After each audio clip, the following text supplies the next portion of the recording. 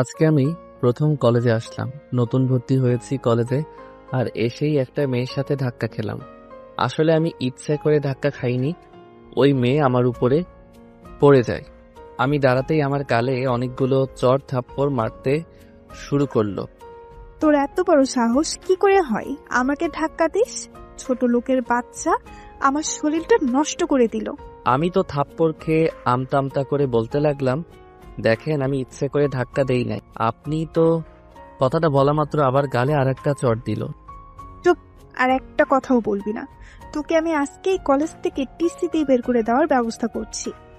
কথাগুলো বলেই আমার সামনে দিয়ে চলে গেল, আর আমি হা করে সেই দিকে তাকিয়ে আছি। একটু আগে কি হয়ে গেল আমার সাথে সেটা আমি এখনো বুঝে উঠতে পারলাম না। সামনে থেকে একটা ছেলে হাসতে হাসতে বলতে, মামা তুমি তো শেষ। যে মেয়ের উপর ধাক্কা খেয়েছো সে মেয়ে এই কলেজের প্রিন্সিপাল স্যারের মেয়ে, আর অনেক রাগী। কথাটা শোনা মাত্র আমি ভয়ে কাঁপতে লাগলাম। আসলে আমি খ্যাতমার্কা চেহারা নিয়ে কলেজে এসেছি, এরপর আবার ময়লা জামা কাপড় পরে এসেছি, তারপর আবার বড় একটা চশমা পরেছি বলে সবাই আমাকে নিয়ে অনেক মজা করতেছে। এখন আমার পরিচয়টা দেওয়া যাক। আমি জাহিদ চৌধুরী। অন্য সবার মতো আমারও একটা ভালো পরিচয় আছে, কিন্তু সেটা এখন ধীরে ধীরে জানতে পারবেন। আমি সোজা ক্লাসে ঢুকলাম, কেউ আমাকে বসতে দিচ্ছে না আমার এমন খ্যাতমার্কা চেহারা দেখে, তাই বাধ্য হয়ে একেবারে পিছনে চলে গেলাম। তাকিয়ে দেখি সেই মেয়েটা আমার দিকে রাগীভাবে তাকিয়ে আছে, যেন হাতে পেলে চিবিয়ে খাবে। সেই মেয়েটা সবার সাথে কি যেন বলতে লাগলো। একটু পর সবাই আমার দিকে কাগজের টুকরো ছিঁড়ে ছিঁড়ে ফেলতে লাগলো আর হাসতে লাগলো। আমি টেবিলের নিচে মুখ গুজে বসে আছি। একটু পর ক্লাসে স্যার আসলো, তাই সবাই চুপ হয়ে গেল। স্যার প্রথম দিন হওয়াতে সবার নাম জিজ্ঞেস করলো, আর একে একে সবার নাম আর পরিচয় দিতে বলল। এরপর ওই মেয়ের নাম বলাতে আমি শুনতে পারলাম তার নাম হৃদিতা। এরপর সবার শেষে আমার পালা আসলো। আমিও আমার নাম বললাম আর বললাম আমার কেউ নেই, আমি একা। এটা শুনে সবাই অবাক হয়ে আমার দিকে তাকিয়ে রইল। আসলে আমার আসল পরিচয়টা সবার কাছ থেকে লুকিয়ে রেখেছি। তারপর সবাই এসে আমার সামনে আসলো আর আমাকে বলল। ওই দাঁড়া, আমি দাঁড়িয়ে গেলাম। জি, আমাকে বলছেন? তুই ছাড়া আর কাকে ডাকবো? জি বলুন, কি দরকার? তুই আমার গায়ের উপর পড়েছিস, তোকে এত সহজে তো আর ছেড়ে দিতে পারি না। এক কাজ কর, তুই 50 বার উঠবস কর এখন, এরপর তুই এখান থেকে যেতে পারবি, তা না হলে এখান থেকে এক পাও যেতে পারবি না। দয়া করে আমাকে ক্ষমা করে দিন, আমার ভুল হয়ে গিয়েছে। আমি সত্যি আপনাকে ইচ্ছে করে আপনার উপরে পড়ে যাইনি। চুপ, একদম চুপ। তোকে যা করতে বলেছে তুই তাই কর। মাথা গরম হয়ে গিয়েছে ওই মেয়ের এমন কথা শোনার পর। ইচ্ছে হচ্ছিল তার গালে চড় দেই, কিন্তু আমার পুরনো কথাগুলো মনে পড়ে গেল। বাবার সাথে প্রতিজ্ঞা করার কথা বলেছিলাম, যেদিন নিজের মতো করে ক্যারিয়ার গড়তে পারবো সেদিন আপনার সামনে আসবো। কথাগুলো মনে পড়তেই আবার চুপ হয়ে গেলাম। আর তাই কোনো উপায় না পেয়ে যখন উঠবস করতে যাব, তখন কেউ একজন আমার কাছে। ভাই আপনি এখানে? আমি তাকিয়ে দেখলাম আমি আগে যে কলেজে পড়তাম সেই কলেজের এক ছোট ভাই আমার সামনে। আমি তাকে চিনেও না চিনার ভান করে বললাম, কে ভাই আপনি? ছেলেটা বলল, ভাই আমি রিয়াজ, আপনি আমাকে চিনতে পারছেন না? আমি তাকে বললাম, আপনার কোথাও ভুল হচ্ছে। ছেলেটা আমাকে উঠিয়ে কিছু দূর নিয়ে গিয়ে বলল, ভাই আপনি এমন করছেন কেন? এবার আমি রিয়াজকে বললাম, তুই এখানে কি করিস? ভাই আমি আসলাম এই কলেজে আমার এক ভাইকে কারা যেন মেরেছে, তাদের সাথে দেখা করতে, আর এসে দেখি আপনি এখানে। তো ভাই আপনার এই অবস্থা কেন? তোকে পরে সব বুঝিয়ে বলবো, এখন তুই আমার আসল পরিচয় কাউকে বলবি না, প্লিজ আমাকে কথা দে। ভাই আপনাকে আমি বাঘের চেয়েও ভয় পাই, আর আপনার কথা আমি না রেখে পারবো নাকি? আপনি যা বলতে বলবেন আমি তাই করব। আচ্ছা, তাহলে আপাতত তুই এখান থেকে যা। কিন্তু ভাই আপনাকে এভাবে আমি একা রেখে চলে যাব? আর দেখে তো মনে হচ্ছে এরা সবাই আপনাকে দিয়ে অনেক মজা করছে। আপনি শুধু একবার বলুন, আমি সবাইকে মজা দেখিয়ে দিচ্ছি। না, তা আর করতে হবে না। আমি সবকিছু ছেড়ে দিয়েছি, আর এখন থেকে ভালো মতো চলবো। তাই যাই হোক না কেন, তুই আর এর মধ্যে জড়াবি না, আর এখান থেকে এখন চলে যা। আর তাদের সামনে গিয়ে আমাকে একটা চট দিয়ে বলবি, তুই ভুল করে আমাকে অন্য কাউকে ভেবে বলে ফেলেছিস।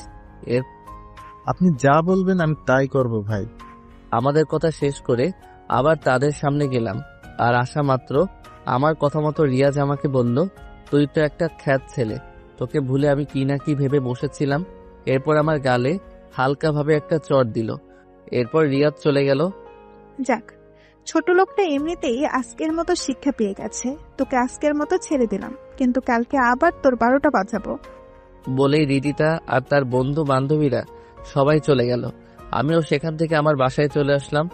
বাসা বলতে একটা রুম ভাড়া নিয়েছি, কলেজ থেকে 5 মিনিটের রাস্তা। রুমে এসেই ভাবতে লাগলাম কি ছিলাম আর কি হয়ে গেলাম। আগের পুরনো কথাগুলো মনে পড়ে গেল আর 2 চোখ দিয়ে পানি বের হতে লাগলো। বাবার সেই কথাগুলো এখনো কানের মধ্যে। তোর মতো খারাপ ছেলে আর আমি চাই না। আমার বাসা থেকে বের হয়ে যা। এমন নেশাখোর ছেলের আমার দরকার নেই। যা, আমাদের বাড়ি থেকে বের হয়ে যা। সেদিনের পর থেকে আমি বাড়ি থেকে বের হয়ে এখানে চলে এসেছি আর মনে মনে প্রতিজ্ঞা করেছি নিজেকে পরিবর্তন করে ভালো ছেলে হয়ে এরপর যাব, এর আগে না। হঠাৎ এগুলো ভাবছি আর পেটের মধ্যে ইঁদুর দৌড়াদৌড়ি শুরু করতে লাগলো। তাই আর কিছু না ভেবে সোজা চলে গেলাম খাবার রান্না করতে। রান্নাঘরে গিয়ে অনেক কষ্টে কিছু হালকা খাবার রান্না করে সেগুলো দিয়ে খেয়ে নিলাম। জীবনে কখনো যে ছেলে রেস্টুরেন্টের খাবার ছাড়া খেত না, সেই ছেলে আজকে ভাত রান্না করে খায়। এগুলো ভাবতেই অবাক লাগে। আসলে সময় মানুষকে অনেক কিছু শিখিয়ে দেয়। এরপর চলে গেলাম টিউশনিতে। অনেক কষ্টে এই টিউশনিটা পেয়েছিলাম আর মাস শেষে যে টাকা পেতাম সেই টাকা দিয়ে নিজের সব খরচ জোগাতাম। এরপর বাসায় আসলাম আর পড়তে শুরু করলাম। তারপর রাত 10টায় বাহির থেকে আনা কিছু খাবার ছিল। আমি নিজেকে প্রমাণ করে দেখাবো যে আমিও চাইলে ভালো ছেলে হয়ে দেখাতে পারি। এরপর পড়তে পড়তে কখন ঘুমিয়ে পড়লাম তা আমার জানা ছিল না। ঘুম ভাঙলো মোবাইলের অ্যালার্মের শব্দে। সেটা বন্ধ করে উঠে দেখি 4:30 বাজে। উঠে অজু করে নামাজ আদায় করে সকালে রান্না শেষ করে সেগুলো খেয়ে কলেজের উদ্দেশ্যে রওনা দিলাম। কলেজের সামনে আসতে দেখলাম রিদিতা আর তার বন্ধুরা আমার দিকেই চেয়ে আছে। একটু পর আমাকে রিদিতা তার সামনে ডাক দিল। আমি তাদের সামনে যেতেই, তুই কিভাবে এমন নামি দামি কলেজে ভর্তি হতে পারলি? তোর যেই অবস্থা, আমার তো তোকে দেখলেই বমি চলে আসে। তুই কি ঠিক মতো গোসল করিস না নাকি? আমি চুপ, কিছু বলছি না, শুধু রিদিতার কথা শুনে যাচ্ছি। একটু পর রিদিতা আমাকে বলল, এখন তুই আমাদের সবার জুতাগুলো পরিষ্কার করে দে। এটাই হলো তোর আজকের শাস্তি। আমি আর কিছু বললাম না। তাদের সামনে গিয়ে তাদের জুতাগুলো পরিষ্কার করে দিতে লাগলাম। আর মনে হলো আমার চোখ দিয়ে পানি বের হচ্ছে। আগে কি ছিলাম আর আজকে কি হচ্ছে, সবই ভাগ্যের খেলা। আমি সবার জুতাগুলো পরিষ্কার করার সময় ভুল করে রিদিতার পায়ে আমার হাত লেগে যায়। আর তাতে রিদিতা আমাকে একটা লাফ আর বলতে লাগলো, তোর সাহস কি করে হয়, ছোট লোকের বাচ্চা, আমাকে স্পর্শ করিস? আমি লাথির কারণে কিছুটা পিছনে চলে যাই। এরপর বললাম, ভুল হয়ে গিয়েছে, আমাকে ক্ষমা করে দিন। এরপর রিদিতা আমার উপর কিছু টাকা ছুঁড়ে দিয়ে সেখান থেকে চলে যায়। আমিও বসে বসে সেই টাকাগুলো নিয়ে ক্লাসে চলে যাই। মনে মনে ভাবলাম, লনিতেও আর টাকা পাইনি, কষ্ট করে জুতা পরিষ্কার করে এরপর টাকা পেয়েছি। এরপর ক্লাসে স্যার চলে আসলো আর আমাদের ক্লাস শুরু করে দিল। মন দিয়ে ক্লাস করতে লাগলাম আর একটু পরপরই রিদিতার দিকে আর চোখে তাকাচ্ছি। আসলে মেয়েটার চেহারাটা পুরো একদম পরীদের মতো, দেখলেই চেয়ে থাকতে মন চায়। এ যেন আকাশ থেকে কোনো পরী ভুল করে এই পৃথিবীতে চলে এসেছে। এগুলো ভাবছি আর রিদিতার দিকে তাকিয়ে আছি। একটু পর স্যার আমাকে জিজ্ঞেস করলো আমি কি করছি। আমি বললাম, কই কিছু না তো। তাই স্যার আমাকে বলল, এতক্ষণ উনি যা পড়িয়েছেন সেগুলো থেকে একটা প্রশ্ন করবে, তার উত্তর যেন আমি ঠিকভাবে দেই। এরপর স্যার আমাকে অনেক কঠিন একটা প্রশ্ন করলো। সবাই তো অবাক, কারণ এমন প্রশ্নের উত্তর দেওয়া ইম্পসিবল। রিদিতার দিকে তাকিয়ে দেখি সে আর তার বন্ধুরা আমার দিকে চেয়ে হাসছে মিটিমিটি। আজকে একদম উচিত শিক্ষা পাবে, কারণ এই প্রশ্নের উত্তর আজ পর্যন্ত কেউ দিতে পারে নাই। আমি স্যারের কথা শেষ হওয়ার পর প্রশ্নের উত্তরটা দিতে শুরু করলাম। এটা দেখে সবাই তো রীতিমতো ভ্যাবাচ্যাকা খেয়ে গিয়েছে। স্যার আমাকে বাহ, তুমি তো অনেক ভালো ছাত্র। আশা করি তুমি এই কলেজের নাম উজ্জ্বল করবে আর অনেক বড় হতে পারবে। ক্লাস শেষ করে স্যার যখন চলে গেল, এরপর সবাই আমার দিকে হা হয়ে তাকিয়ে আছে, কারণ আমার মতো খ্যাত ছেলে কিভাবে এত কঠিন প্রশ্নের উত্তর দিয়ে দিলাম। কিছুক্ষণ পর 2জন ছেলে আমার সামনে এসে আমার সাথে কথা বলতে চলে আসলো। হ্যাঁ, আমি অনিক। আর আমি রাকিব। আমি জাহিদ। আচ্ছা, আমরা কি বন্ধু হতে পারি? ঠিক আছে, আমার তাতে কোনো সমস্যা নেই, যদি আপনাদের সমস্যা না থাকে। ওই তুই আমাদের আপনি করে বলছিস কেন? তুই করে বল, তা না হলে কিন্তু তোর সঙ্গে কোনো কথা নেই। আচ্ছা ঠিক আছে, তুই করে বলবো। আরও কিছু কথা বলে তাদের সাথে ক্লাস করে রুম থেকে চলে ক্যান্টিনে চলে গেলাম। সেখানে গিয়ে দেখি রিদিতা আর তার বন্ধুরা আগে থেকেই চলে এসেছে। আমাকে দেখেই ওই আবুল, এদিকে আয়। আমাকে বলছেন, তোকে ছাড়া আর কাকে বলবো? কিন্তু আমার নাম তো আবুল না, আমার নাম জাহিদ। চুপ, ছোট লোক। তুই এখানে কি করিস? তুই এখানে আসলে এই পরিবেশটা নষ্ট হয়ে যাবে। যা এখান থেকে, চলে যা। তুমি আমার বন্ধুর সাথে এভাবে কথা বলছো কেন? বাহ, আবুলের আবার বন্ধুও হয় নাকি? বন্ধু কি শুধু বড় লোকদেরই থাকে নাকি? এই আবুলের জন্য তোরা আমার সাথে বড় বড় কথা বলছিস? তোদের আমি 12টা বাজিয়ে দিব। দয়া করে ওদের কিছু বলবেন না, আমার জন্য তারা আপনার সাথে এইভাবে কথা বলেছে, তাই আমাকে যা ঠিকই তো, তোর জন্য আজকে আমাকে এভাবে কথাগুলো বলছে। আজকে তোর খবর আছে। কথাটা বলতেই রিদিতা আবার আমার গালে একটা চড় মেরে দেয়। আমিও গালে হাত দিয়ে দাঁড়িয়ে আছি। অনিক আর রাকিব বলল, তুই চুপচাপ এভাবেই মার খেয়ে যাবি? কি করব বলো, তাছাড়া আমার যে আর কিছু করারই নেই। কিছু বললেই তো আবার কলেজ থেকে যদি বের করে দেয়, তাহলে তো আমার সব ক্যারিয়ার শেষ হয়ে যাবে। আচ্ছা বাদ দে, মন খারাপ করিস না, আমরা তোর সাথে সবসময় পাশে থাকবো। আচ্ছা চল, খেয়ে বাসায় চলে যাই, আমার আবার অনেক কাজ আছে। খাওয়া শেষ করে কলেজ থেকে বের হয়ে বাসায় গিয়ে ফ্রেশ হয়ে সোজা চলে গেলাম টিউশনিতে। এরপর আবার বাসায় এসে পড়তে শুরু করলাম। এভাবে 3 মাস কেটে গিয়েছে, আর অনিক আর রাকিবের সাথে আমার বন্ধুত্ব অনেক গভীরে চলে গিয়েছে। আর এর মধ্যে তো হৃদিতার অত্যাচার আছেই। প্রতিদিন আমাকে নানান অজুহাতে আমাকে অনেক অপমান করে। এরপর হঠাৎ একদিন ক্লাসে 2 দিন পর কলেজ থেকে শিক্ষা সফরে যাব, সবাই ফর্ম পূরণ করে দিও। স্যার, আমরা সবাই কি খাচ্ছি? সবাই যাচ্ছি, কিন্তু কেন? না, বলছিলাম যে ওই লোকটাকে না নিয়ে গেলে হয় না? সে গেলে তো আমাদের পিকনিকটাই মাটি হয়ে যাবে। তুমি কার কথা বলছো? আর কলেজে সবাই সমান, কেউ ছোট আর কেউ বড় না। ওই যে পেছনে যে ছেলেটা আছে তার কথা বলছি। তাকে দেখলেই আমার গা ঘিন ঘিন করে। প্লিজ আপনি তার নাম বাদ দিয়ে দিন, তাহলে আমরা সবাই খুশি হব। দেখো রিদিতা, কলেজে সবাই সমান, কেউ ছোট আর কেউ বড় নয়, সুতরাং সবাই যাব, এটাই ফাইনাল। হৃদিতা মনে মনে রাগে ফেটে যাচ্ছে, কি করবে বুঝে উঠতে পারছে না। ক্লাস শেষ, তাই হৃদিতা সোজা জাহিদের কাছে চলে গেল আর বলল, তুই ভুলেও আমাদের সাথে যাবি না, আর যদি যাস তাহলে তোর এমন অবস্থা করব যেন 1 মাস হাসপাতালে থাকতে হয়। আচ্ছা ঠিক আছে, আমি যাব না। আর আমার কাছে পিকনিকে যাওয়ার মতো টাকাও নাই, তাই আপনি টেনশন করবেন না। ঠিক আছে, কথাটা যেন মনে থাকে। পর আনিক আর রাকিব আমার কাছে একটা ফর্ম নিয়ে এসে বলে, বন্ধু, এটা পূরণ কর তাড়াতাড়ি। কি এটা? পিকনিকে যাওয়ার ফর্ম। না রে বন্ধু, তোরা যা, আমি যাব না, আমার কাজ আছে অনেক। তুই না গেলে আমরা কেউই যাব না। তোরা বুঝবার চেষ্টা কর, আমি গেলে অনেক সমস্যা হবে। দেখলি তো হৃদিতা আমাকে সবার সামনে কিভাবে অপমান করেছে। আরে বাদ দে তো ওই মেয়ের কথা, তুই যাবি আমাদের সাথে থাকবি আর মজা করবি, আর তোদের টাকা আমি দিব, এ আমি আগে থেকে বলে দিলাম। শালা মায়ের খাবি কিন্তু, টাকা আমি দিব। এভাবে তাদের মাঝে মজার ঝগড়া আর খুনসুটি হতে হতে 2 দিন পর কলেজের সামনে সবাই হাজির হলো, বাসের সামনে। আর বাসের সামনে আসতেই হৃদিতা দেখলো আবুলটা বাসের ভিতরে ঢুকছে। হৃদিতার তো তা দেখে রাগে ফেটে যাচ্ছে। সবাই বাসে বসে বক্সের তালে তালে গান গাইছে আর নাচানাচি করছে, আর আমি পিছনের সিটে এক কোণে বসে আছি, যাতে আবার কোনো এরপর সারা রাত বাসে ঘুমানোর পর সকালবেলা আমরা নামলাম কক্সবাজার। সবাই একে একে বাস থেকে নামতে লাগলো। আমি আর অনিক আর রাকিব আমরা একসাথে নামলাম। স্যার আমাদের সবাইকে ডাক দিয়ে বললেন, এখানে যেন কোনো ধরনের সমস্যা না করি, আর কাউকে না বলে একা একা দূরে কোথাও না যাই।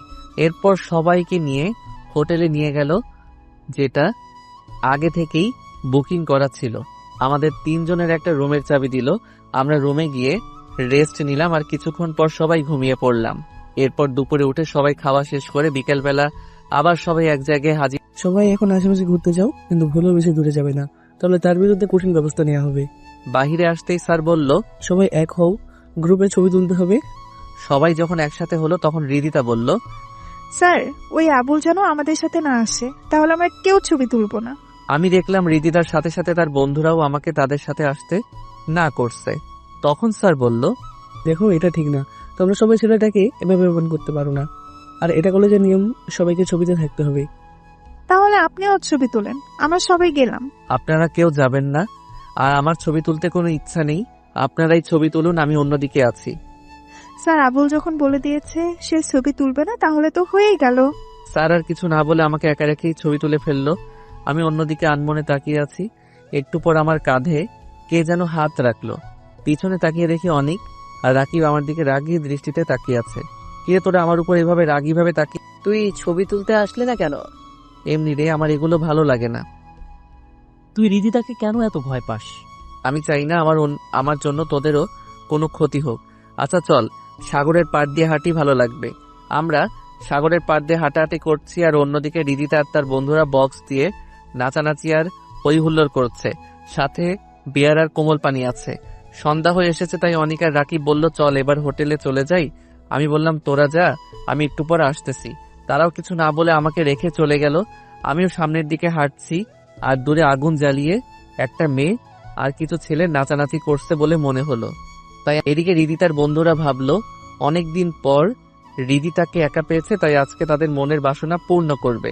তাই তারা বেয়ারের গ্লাসে ঘুমের ওষুধ মিশিয়ে রিদিতাকে দিল, আর রিদিতাও কিছু না বুঝে সেটা খেয়ে ফেললো। এরপর রিদিতা মাতলামি করতে লাগলো। আমি দূর থেকে এবার কাছে চলে আসলাম, আর এসে দেখছি রিদিতাকে তারা মাটিতে ফেলে, এটা বুঝতে বাকি রইল না। তাই আমি আর চুপ থাকতে পারলাম না।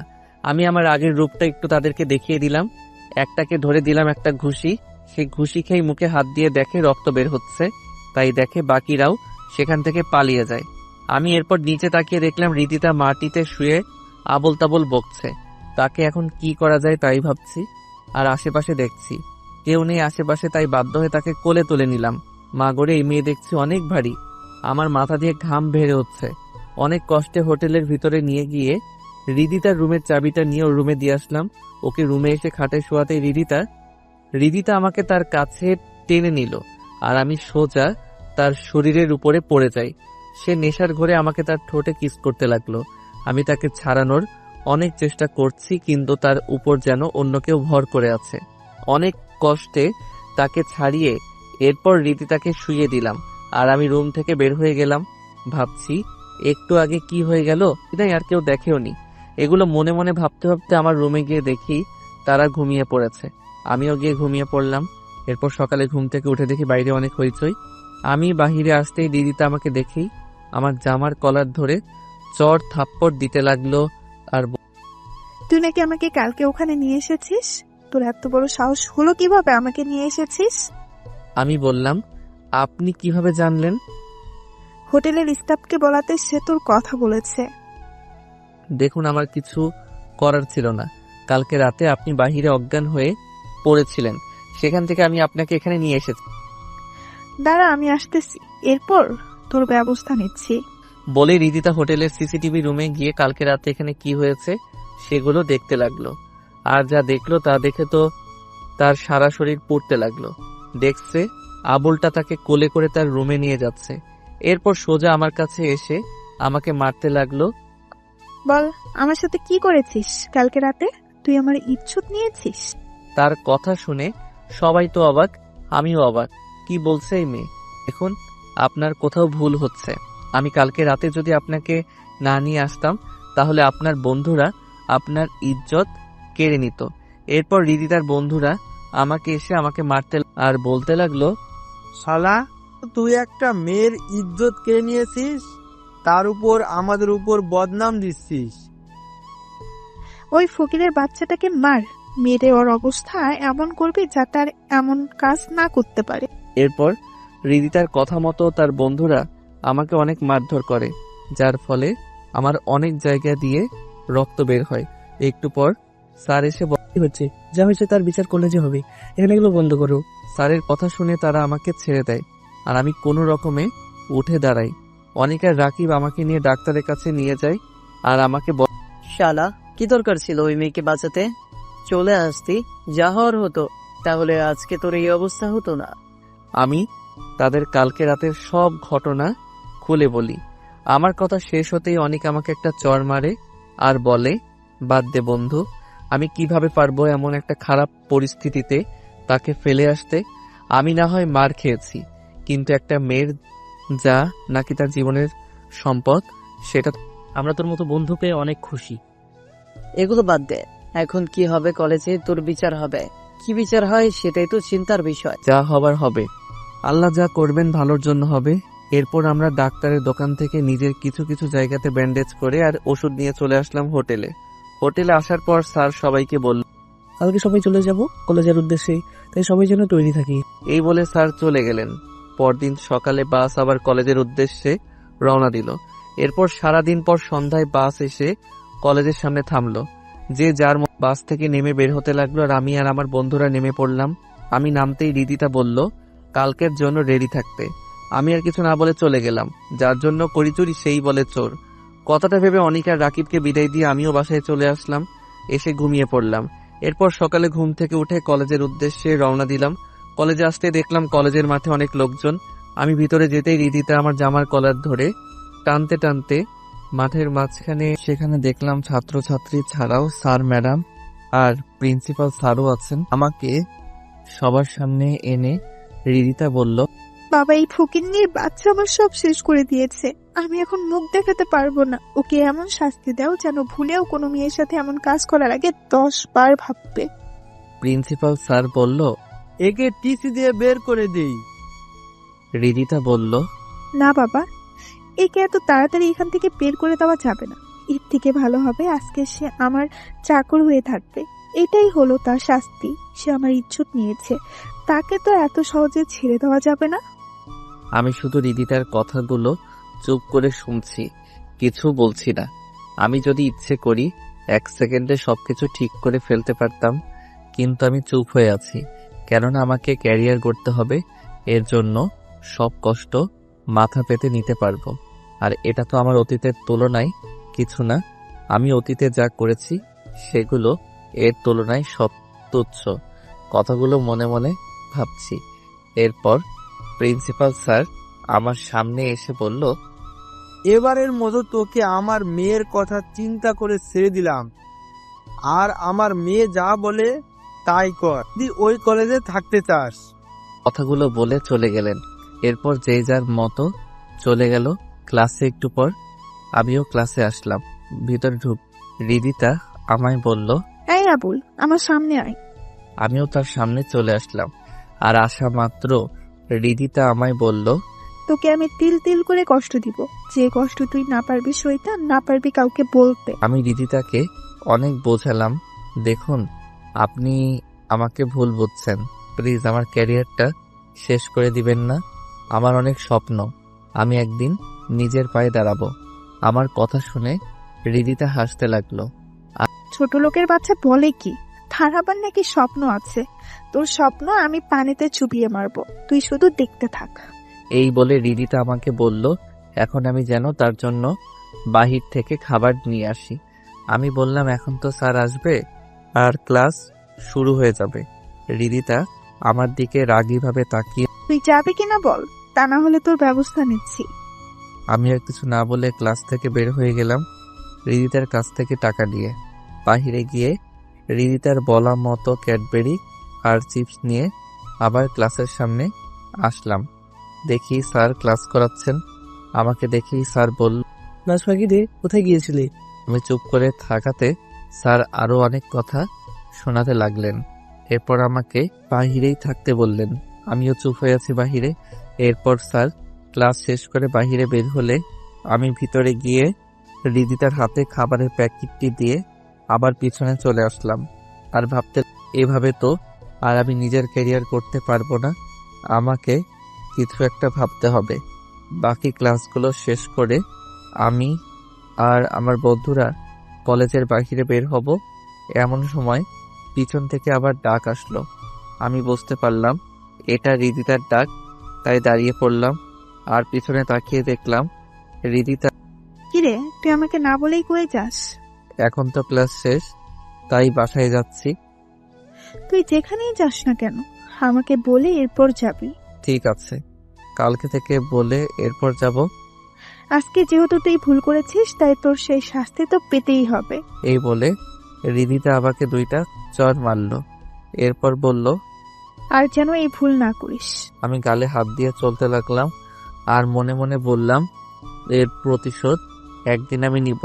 এরপর বাসায় এসে ফ্রেশ হয়ে খেয়ে নিলাম, এরপর খেলাম, এরপর গেলাম টিউশন। সেখানে গিয়ে দেখি আন্টির পাশে একটা মেয়ে কথা বলছে। আমি তাদের সামনে দিয়ে পাশ কাটিয়ে আসার সময় দেখলাম মেয়েটার কেউ নয়, হৃদিতা। আমাকে দেখেই সে রেগে ফায়ার হয়ে আছে। আমিও সেখানে না থেকে আমি আমার ছাত্র ছাত্রীদের কাছে গেলাম আর চোখে দেখলাম হৃদিতা আমার দিকে হাত দিয়ে ইশারা করে আন্টিকে কি কি যেন বলছে। আমি আর সেদিকে না চেয়ে পড়াতে লাগলাম। পড়ানো শেষ করে যখন চলে যাব তখন আন্টি এসে আমার কাছে টাকা দিল। আমি তো অবাক, মাস শেষ না হতেই টাকা কেন? আন্টি, মাস তো শেষ হয় নাই আর আমি তো আপনার কাছে টাকাও চাই নাই, তাহলে টাকা দিলেন যে? আসলে বাবা, তোমাকে আর কালকে থেকে এখানে আসতে হবে না। আমরা নতুন শিক্ষক নিয়োগ করে দিয়েছি। কেন আন্টি, আমি কি খারাপভাবে পড়াচ্ছি বুঝি? না বাবা, তা নয়। তুমি অন্য জায়গাতে পড়াও গিয়ে। আর কিছু বলতে পারবো না। এগুলো বলেই আন্টি আমাকে বিদায় করে দিলেন। আমি কি বলবো বুঝলাম না। শেষ সম্বল টিউশনি, সেটাও হৃদিতা আমার কাছ থেকে কেড়ে নিল। এখন আমি কি করব? না, আমাকে এভাবে ভেঙে পড়লে হবে না, কাজ খুঁজতে হবে। কিন্তু এখন কি কাজ করব এগুলো ভাবছি আর রাস্তা দিয়ে হাঁটছি। হাঁটতে হাঁটতে সামনেই চোখে পড়ল একটা গাড়ির গ্যারেজের সামনে কাজের ছেলে নিবে এমন একটা নিয়োগ বিজ্ঞপ্তি দেওয়া আছে। আমি আর কিছু না ভেবে সেখানে গিয়ে কাজের কথা বলাতেই আমাকে বলল কাজ অনেক কষ্টের হবে, পারবো কি না? আমি বললাম হ্যাঁ, আমি পারবো। এরপর আমাকে আমার কাজ বুঝিয়ে দিলেন। কাজ হলো গাড়ি ধোয়া আর পরিষ্কার করা। যাক, কাজ শেষ করে বাসায় এসে খাবার খেয়ে পড়তে শুরু করলাম। এরপর গভীর রাতে ঘুমিয়ে পড়লাম। পরদিন সকালে কলেজে গেলাম। ভেতরে আসতেই আবার হৃদিতার। আয় আবুল, এদিকে আয়। জি বলুন। তুই এরকম খ্যাত মার্কা হয়ে কলেজে আসিস কেন? গরিব মানুষের আবার এর থেকে ভালো কিছু হয় নাকি? আমি তোকে কিছু টাকা দেই, তুই তারপরেও এভাবে কলেজে আসিস না। যতই হোক তুই আমার চাকর বলে কথা। আমার একটা মান সম্মান আছে। আমি ভেবেছিলাম হয়তো মেয়েটা ভালো হয়ে গিয়েছে, কিন্তু আমি ভুল ছিলাম। এর মেয়ের মতো অহংকারী মেয়ে কখনো ভালো হতে পারে না। থাক, তা আর আমার প্রয়োজন নেই। আমি যেভাবে আছি ভালো আছি। চুপ, তোর জন্য আমাকে ছোট হতে হবে সেটা আমি কখনো মেনে নিব না। তাই আমি যা বলছি তুই তাই কর। আমি কি করব কিছু বুঝে উঠতে পারছি না। এর পিছনে অবশ্য কারণ আছে, আর সে কারণটা হলো আমাকে ভালো পোশাকে দেখলে আমার মনে হয় না কোনো মেয়ে আমাকে দেখে ক্রাশ খেয়ে থাকতে পারবে। কারণ আমি জিম করে শরীরকে সিক্স প্যাক অনেক আগেই। এর উপর আবার আমার মাথায় যে চুল আছে সেই চুলের যে স্টাইল আছে সেই স্টাইল করতেই লাখ লাখ টাকা খরচ করে। এখন যদি আমার আসল রূপ সবাই দেখে ফেলে তাহলে আমার জন্য সেটা মোটেও ভালো কথা না। কি করব ভাবছি, এমন সময় মনে পড়ল দিদিটাকে একটু রাগানো যাক, তাহলে হয়তো এবারের মতো বেঁচে যাব। তাই কথা মতো রিদিতাকে বললাম, আচ্ছা আপনি আমাকে সবসময় আবুল বলেন কেন? আপনি নিজেই তো একটা মেন্টাল। রিদিতা তো আমার মুখ থেকে এমন কথা শুনে তো রেগে ফায়ার সার্ভিসের প্রয়োজন হবে বলে মনে হচ্ছে। না পেয়ে সেখান থেকে দিলাম এক চম্পট। রিদিতা আমার পিছন থেকে বলতে লাগলো, হাই, কই যাস? দাঁড়া দাঁড়া বলছি, তা না হলে তোর খবর আছে। আমাকে আবার পাইকে।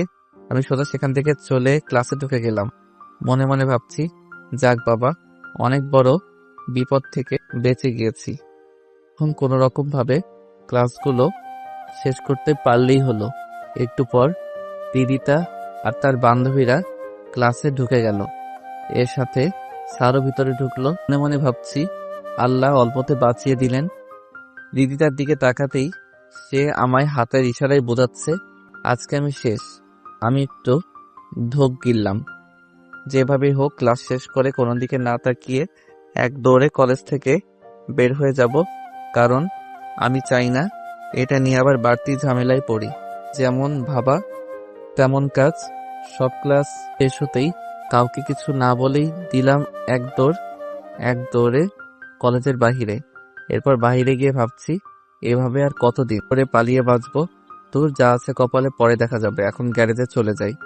কাজটা আমার জন্য ভালোই হয়েছে। দুপুর 2টা থেকে সন্ধ্যা 6টা পর্যন্ত গ্যারেজে গিয়ে বড় ভাইকে সালাম জানিয়ে কাজে পড়লাম। এভাবে প্রায় 3 মাস চলে গেল।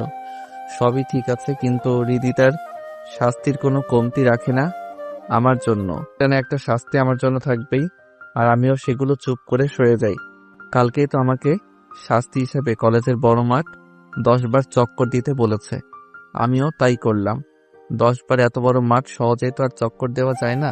আমার বেলাতেও পারতে অনেক কষ্ট হচ্ছিল, কিন্তু হৃদিতার মন একবারও গলেনি। 10 বার চক্কর দেওয়ার পর আমার মুক্তি হলো। এখন আমি গাড়ির মেকানিক। এই কয়দিনে অনেক কিছু শিখে গিয়েছি।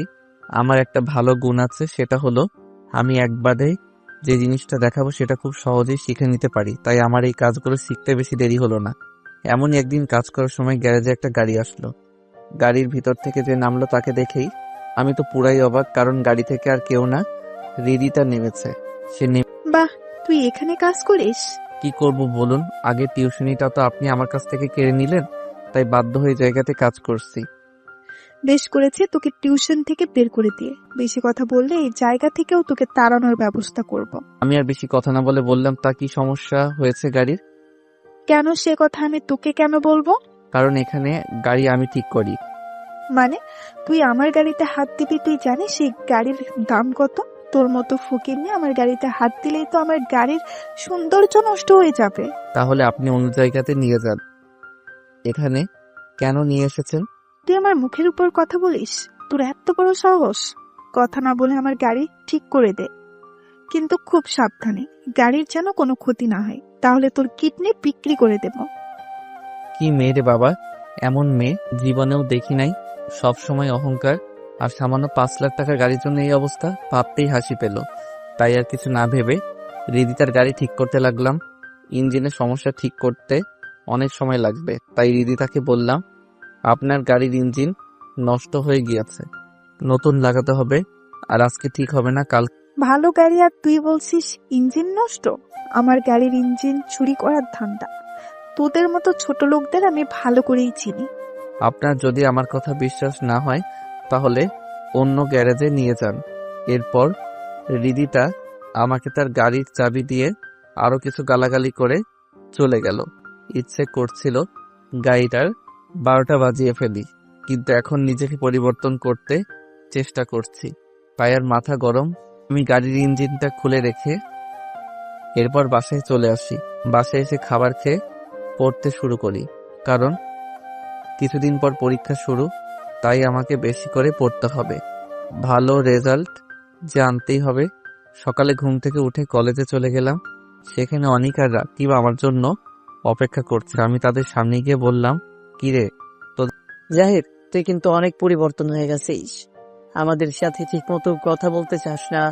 তোর কি হয়েছে বলতো? তোরা তো জানিস রিদিতা আমার উপর কি রকম অত্যাচার করে। আমি চাই না আমার জন্য তোদের কোনো ক্ষতি হোক। তুই শুধু শুধু আমাদের নিয়ে ভয় পাস। তোর কি মনে হয় আমরা কি গরিব ঘরের ছেলে নাকি যে আমাদের যেভাবে ইচ্ছে সেভাবে নাচাবে? কি বলিস রাকিব? তোর বাবা কি করে? তুই জেকে কোম্পানির নাম শুনেছিস? যে কোম্পানি বর্তমান গ্লোবালে নাম্বার 1 আছে। তো আমার বাবা সেই কোম্পানির ম্যানেজার। আমি একটু হাসলাম মনে মনে, কেননা এই কোম্পানিটাই তো আমার বাবার। আবার মুখে হাসির আভাস দেখে রাকিব আমাকে বলল, তুই হাসিস কেন? আমি তার কথা শুনে বর্তমানে ফিরে আসলাম। কই না তো, কিছু না। তাহলে হাসলি কেন তুই? আরে না, এমনি ভাবছি তোরা অনেক কোটিপতি রে, তোকে দেখে এখন আমার খুব হিংসা হচ্ছে। দূর শালা, মজা লস। তুই আমার বন্ধু, আমারও যা তোরও তাই। আর আমি কি পানিতে আসলাম নাকি? আমার বাবাও তো জেকে কোম্পানিতে চাকরি করে। সবার বাবা দেখছি যে কে কোম্পানিতে কাজ করে। বাহ, ভালো তো। তুই এখন থেকে আর রিদিতাকে কোনো ভয় পাবি না, আমরা তোর সাথে আছি।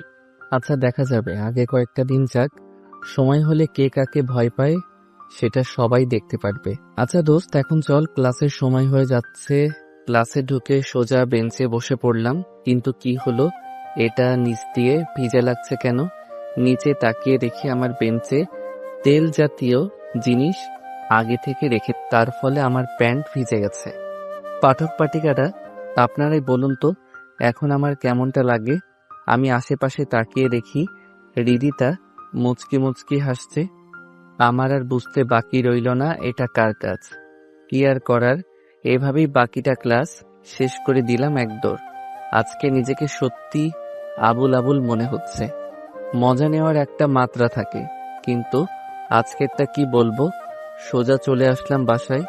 বাসায় এসে প্যান্ট পরিবর্তন করে আরেকটা প্যান্ট পরে চলে গেলাম গ্যারেজে। সেখানে গিয়ে দেখি হৃদিতা এক জায়গাতে বসে আছে। তুই এতক্ষণ কই ছিলি? সেই কখন থেকে এখানে বসে আছি। আমার সময়ের দাম নেই নাকি? আমার তো এবার মাথা গরম হয়ে গেল। একে তো আমার প্যান্টের 12টা বাজিয়ে দিয়েছে, এখন আবার আসতে না আসতেই গালে চড়। তাই আমিও দিলাম হৃদিতার গালে একটা না, দুইটা না, 3টা চড়। এইবার মনে হলো আমার মনটা ফ্রেশ হয়েছে। কি, তোর এত বড় সাহস, তুই আমার গালে চড় মারলি? কালকে কলেজে আয়, তারপর তোর মজা দেখাবো। রাজা, তুই পারিস শুধু কলেজটা নিয়ে বড়াই করতে। তুই যদি মেয়ে না হয়ে ছেলে হতি তাহলে এতদিনে তোর হাত পা ভেঙে তোকে হাসপাতালে ভর্তি করিয়ে দিতাম। হৃদিতা তো আমার কথাগুলো শুনে বাকরুদ্ধ হয়ে গিয়েছে। এই, তুই কে রে? তুই কি আবুল নাকি অন্য কেউ? তোর কথার সাথে তো চেহারার কোনো মিল পাচ্ছি না আমি। এতদিন অনেক অত্যাচার মেনে নিয়েছি, কিন্তু আর না। ঠিক আছে, দেখি তুই কিভাবে ভালো থাকিস। এখন আমার গাড়ি ঠিক করে দে, তোকে পরে দেখে নেব।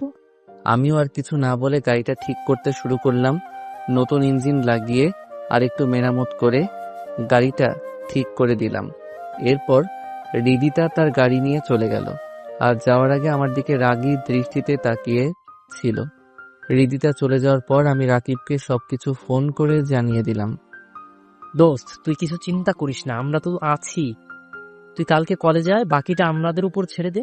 আচ্ছা ঠিক আছে, তাহলে আমি রাখলাম। রাকিবের সাথে কথা শেষ করে বাসায় চলে আসলাম। মনে মনে ভাবছি আজকের কাজটা কি আসলে আমি ঠিক করেছি। ধুরবাল, কিছু ভালো লাগছে না। এখন এগুলো না ভেবে খাবার খেয়ে, অনেক পড়া বাকি আছে। 2 দিন পর তো আবার পরীক্ষা শুরু, তাই অনেক রাত পর্যন্ত পড়লাম। এরপর ঘুমিয়ে পড়লাম। সকালে ফ্রেশ হয়ে কিছু হালকা রান্না করলাম, সেগুলো খেয়ে কলেজের উদ্দেশ্যে রওনা দিলাম। কলেজের গেটে কলেজের সামনে হৃদিতা আর তার বন্ধুরা, তাদের হাতে লাঠি প্লাস হকি স্টিক। আমি আশেপাশে তাকিয়ে রাকিব আর অনিককে খুঁজছি। শালারা আমাকে আজকে এভাবে একা রেখে কই চলে গেল। আমি গেটের সামনে ঠাই দাঁড়িয়ে আছি। হৃদিতা আর তার বন্ধুরা আমার দিকে এগিয়ে আসছে। একজন আমাকে এগিয়ে এসে মারতেই যাবে, তখনই পিছন থেকে কারো আওয়াজ শুনে আমার সামনে থাকা ছেলেটি দাঁড়িয়ে পড়ল। আমি পিছনে তাকিয়ে দেখি পুলিশ।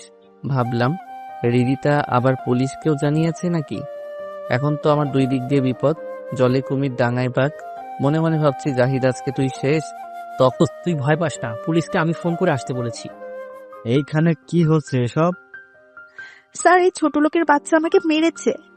আপনি তাকে ধরে নিয়ে যান, আর এমন ভাবে মারবেন যেন 1 মাস হাসপাতালে ভর্তি হয়ে থাকে। সেটা কি আমি আপনার কাছ থেকে শুনবো? এই মেয়ে, তুমি এই ছেলের সাথে এমন খারাপ ব্যবহার করছো কেন? আমার তো তোমাদের সবাইকে সন্দেহ হচ্ছে। এরপর যদি আবার এমন কাজ করতে দেখি তাহলে সবগুলোকে ধরে নিয়ে যাব। এখন সবাই ক্লাসে যাও। পুলিশের কথা শুনে সবাই যে যার মতো সেখান থেকে চলে গেল। এরপর রাকিব পুলিশকে উদ্দেশ্য করে বলল, ধন্যবাদ স্যার, সময় মতো এখানে আসার জন্য। ধন্যবাদের কি আছে, এটা আমাদের কর্তব্য। এরপর আবার সমস্যা করলে আমাকে জানাবে, আমি আবার চলে আসব। এরপর পুলিশ চলে গেল। ধন্যবাদ দোস্ত, আজকে তোরা না থাকলে এতক্ষণে আমি হয়তো পটল তুলতাম। তোকে আগেই বলেছি, তুই এখন থেকে আর কোনো চিন্তা করবি না, আমরা তোর সাথে আছি। এখন চল ক্লাসে যাই। এরপর আমরা 3 জন বন্ধু মিলে ক্লাসে গেলাম। এদিকে হৃদিতা ভাবছে, আবুলকে তো এখন আর অত্যাচার করা যাবে না, নতুন ফোনতে বের করতে হবে। আমাকে চর মেরেছিস তুই, এর শাস্তি তো তোকে পেতেই হবে। হঠাৎ হৃদিতার মনে একটা বুদ্ধি আসলো। আবুলটাকে প্রেমের জালে ফাঁসালে কেমন হয়? বুদ্ধিটা খারাপ না, এরপর সময় বুঝে আমার প্রতিশোধটা নেওয়া যাবে। আমি ক্লাসে ঢুকলাম। আমি অনিক আর রাকিব একসাথে বসে আছি। একটু পর স্যার আসলো, আর এসেই বলল, বাইরে নোটিশ বোর্ডে দেওয়া আছে কালকে থেকে পরীক্ষা। রুটিন থেকে পরীক্ষার সময় আর কে কার সাথে পরীক্ষা দিবে সেটা বের করে নিও। এখন সবাই ক্লাসে মনোযোগ। ক্লাস শেষ হতেই হৃদিতা আমার সামনে এসে বলল, 10 মিনিট পর কলেজের পিছনে যেতে কথা আছে। আমি তো একটু ভয় পেলাম, আবার নতুন কোনো মারার ফোন দি নাকি? ভয় পাস না, তুই যা, কিছু হলে পুলিশকে ফোন দিলেই চলে আসবে। এরপর রিদিতা একটা হাসি দিয়ে চলে গেল। আমরা তিনজন তো অবাক। রাকিব তো আমাকে খোঁচা মেরে বলল, কিরে বন্ধু, বুঝলাম না, তোকে দেখে হাসি দিল কেন এমন? তো প্রেমে টেমে পড়ে গেল নাকি? ধুর, কি যে বলিস না, এই মেয়েকে আমি জীবনেও বিশ্বাস করব না। আর প্রেম তো দূরের কথা। আচ্ছা তোরা থাক, আমি গিয়ে দেখে আসি কি বলে। এরপর তাদের কাছ থেকে বিদায় নিয়ে কলেজের পিছনের দিকে চলে আসলাম। এসে দেখি রিদিতা আগে থেকে আমার জন্য অপেক্ষা করছে। আমি তার সামনে আসতেই সে আমাকে বলল, সরি জাহিদ, এতদিন আমি তোমার সাথে যা যা করেছি তার জন্য আমাকে ক্ষমা করে দাও প্লিজ। জানি আমার এই ভুলের কোনো ক্ষমা নেই, তারপরেও আমি জানি তুমি আমাকে ক্ষমা করে দেবে, কারণ তোমার মন অনেক ভালো। আমি এতদিন তোমাকে চিনতে ভুল করেছি, এখন বুঝতে পেরেছি যে তোমাকে এভাবে কষ্ট দেওয়া আমার ঠিক। আমি রিদিতার মুখে এগুলো শুনে তো আমার হজম হচ্ছে না। এই মেয়ে বলে কি এসব? রিদিতার মুখে এমন কথা স্বপ্নেও শোনা সম্ভব না। আর আমি দিনে দুপুরে এগুলো শুনছি। রিদিতা আবার বলতে শুরু করেছে, জানি তো আমার কথা বিশ্বাস করতে পারছো না, কিন্তু আমি সত্যি আমার ভুল বুঝতে পেরেছি। আমাকে ক্ষমা করে দাও জাহিদ। আপনি ঠিক আছেন তো? এগুলো কি বলছেন? যা বলছি ঠিকই বলছি। এখন তুমি যদি আমায় ক্ষমা না করো তাহলে আমি নিজেকে শেষ করে দেব। এই না থাক, আপনাকে আর শেষ করতে হবে না। আমি আপনাকে ক্ষমা করে দিয়েছি। রিদিতা মনে মনে বলছে, ফইনির বাচ্চা, ক্ষমা চাইবো তোর কাছে? এটা তো একটা না। আমি জানি তুমি অনেক ভালো। আচ্ছা একটা কথা বলি। জি বলুন। আপনি করে কেন বলছো? তুমি করে বলো প্লিজ। আমি পারবো না, আমার সমস্যা হয়। প্লিজ একটু চেষ্টা করো, আমি জানি তুমি পারবে। আচ্ছা ঠিক আছে, তুমি করেই বলবো। এখন বলেন কি কথা বলবেন। আমি না তোমাকে ভালোবেসে ফেলেছি। I love you. কি? হ্যাঁ, প্লিজ আমার প্রপোজালটা মেনে নাও। আপনার কি মাথা ঠিক আছে? এটা কখনো সম্ভব না। কোথায় আপনি আর কোথায় আমি? আপনাকে ভালোবাসা আমার পক্ষে সম্ভব না। তুমি যদি এখন আমাকে ভালো না বাসো তাহলে আমি নিজেকে শেষ করে দিব। তুমি যা খুশি করো, ভালোবাসতে পারবো না। ঠিক আছে, তাহলে এই যে দেখছো বিষের বোতল, এটা খেয়ে আমি এখনই মরে যাচ্ছি। তুমি ভালো থেকো। এটা বলেই রিদিতা বোতল থেকে সবগুলো বিষ খেয়ে ফেললো। এরপর মাটিতে পড়ে গেল। আমি রিদিতার দিকে তাকিয়ে দেখি তার মুখ দিয়ে রক্ত বের হচ্ছে। আমি তাকে কোলে নিয়ে দিলাম এক দৌড়। কলেজে সবসময় একটা অ্যাম্বুলেন্স থাকতো, সেটা বের করে তাকে নিয়ে গেলাম হাসপাতালে। হাসপাতালে নিয়ে গিয়ে ডাক্তারকে আমার ডাক শুনে নার্স এগিয়ে আসে, রিদিতাকে একটা টেবিলে শুয়ে নিয়ে গেল অপারেশন থিয়েটারে। অনেকক্ষণ পর ডাক্তার বের হয়ে আসলো। আমি গিয়ে ডাক্তারকে বললাম, রিদিতার কিছু হয়নি? চিন্তার কোনো কারণ নেই, বিপদমুক্ত আছে, যান গিয়ে দেখা আসেন। কথাটা শুনে চলে গেলাম। ভিতরে গিয়ে দেখি রিদিতা শুয়ে আছে। আমি গিয়ে বললাম, আপনি কি পাগল হয়ে গেছেন? যদি আপনার কিছু হয়ে যেত তাহলে কি হতো? আমার যা হবার হতো তাতে তোমার কি? এখন যদি আমাকে ভালো না বাসো তাহলে আমি এখন আবার বিষ খাবো। আমি আর কিছু না বলে রিদিতার হাত ধরলাম আর বললাম, ঠিক আছে, আমিও তোমাকে ভালোবাসি। তুমি আর এমন পাগলামি করো না প্লিজ। রিদিতা তো মনে মনে অনেক খুশি, কারণ তার প্ল্যানটা কাজে দিয়েছে। আসলে বিষ হিসেবে রিদিতা টমেটো সস দিয়ে বোতল ভরে রেখেছিল, আর সেটাই খেয়ে মুখ থেকে বের করেছিল। আর তাই দেখে জাহিদ রক্ত মনে করেছিল। আর হাসপাতালে ডাক্তারকে রিদিতা আগে থেকেই বলে রেখেছিল যে সে আসলে তাকে নিয়ে যেন এমনভাবেই নাটক করে যায় সবাই, আর জাহিদকে কিছু মনে করতে না দেয়। বোকা জাহিদ, রিদিতার কোনো প্ল্যানই বুঝলো না। তুমি হাসছো যে, কি হয়েছে তোমার? এই হাসি সুখের হাসি, তোমাকে কাছে পাওয়ার হাসি। আচ্ছা ঠিক আছে, তাহলে এখন শুয়ে থাকো। কালকে তো আবার পরীক্ষা শুরু, পরীক্ষা দিতে পারবে তো? সেটা নিয়ে তোমাকে ভাবতে হবে না, তুমি শুধু আমার পাশে সব সময় থেকো, তাহলে আমি ঠিক হয়ে যাব। সত্যি মেয়েটা অনেক পরিবর্তন হয়ে গিয়েছে, মনে মনে ভাবছি আমি। আচ্ছা তুমি এখন ঘুমাও, আমি তাহলে বাসায় গেলাম। আচ্ছা যাও, আর সাবধানে যেও, কালকে কলেজে দেখা হবে। এই বলে রিদিতা আমার কপালে একটা কিস করলো। আমি তো অবাক, কি হলো এটা? আমি একটু লজ্জা পেলাম। তাকিয়ে দেখি রিদিতাও লজ্জায় নিচের দিকে তাকিয়ে আছে। আমি এরপর রিদিতাকে বিদায় দিয়ে বাসায় চলে আসলাম। অন্যদিকে রিদিতা তার মুখ ভালো করে ধুয়ে নিচ্ছে আর মনে প্রতিশোধ নেওয়ার জন্য একটা ছোট লোকের বাচ্চাকে আমি কিস করলাম। ইস, ঘৃণায় শরীর জ্বলে যাচ্ছে। যাক, অবশেষে আবুলটাকে আমার জালে ভাসাতে পেরেছি। এখন শুধু সময়ের অপেক্ষা। আমি বাসায় এসে কিছু খাবার খেয়ে চলে গেলাম গ্যারেজে। সেখানে বড় ভাইকে বললাম, ভাইয়া আমার কিছুদিন ছুটি লাগবে, কালকে থেকে আমার পরীক্ষা। বড় ভাই আমাকে বলল, ঠিক আছে, সমস্যা নেই।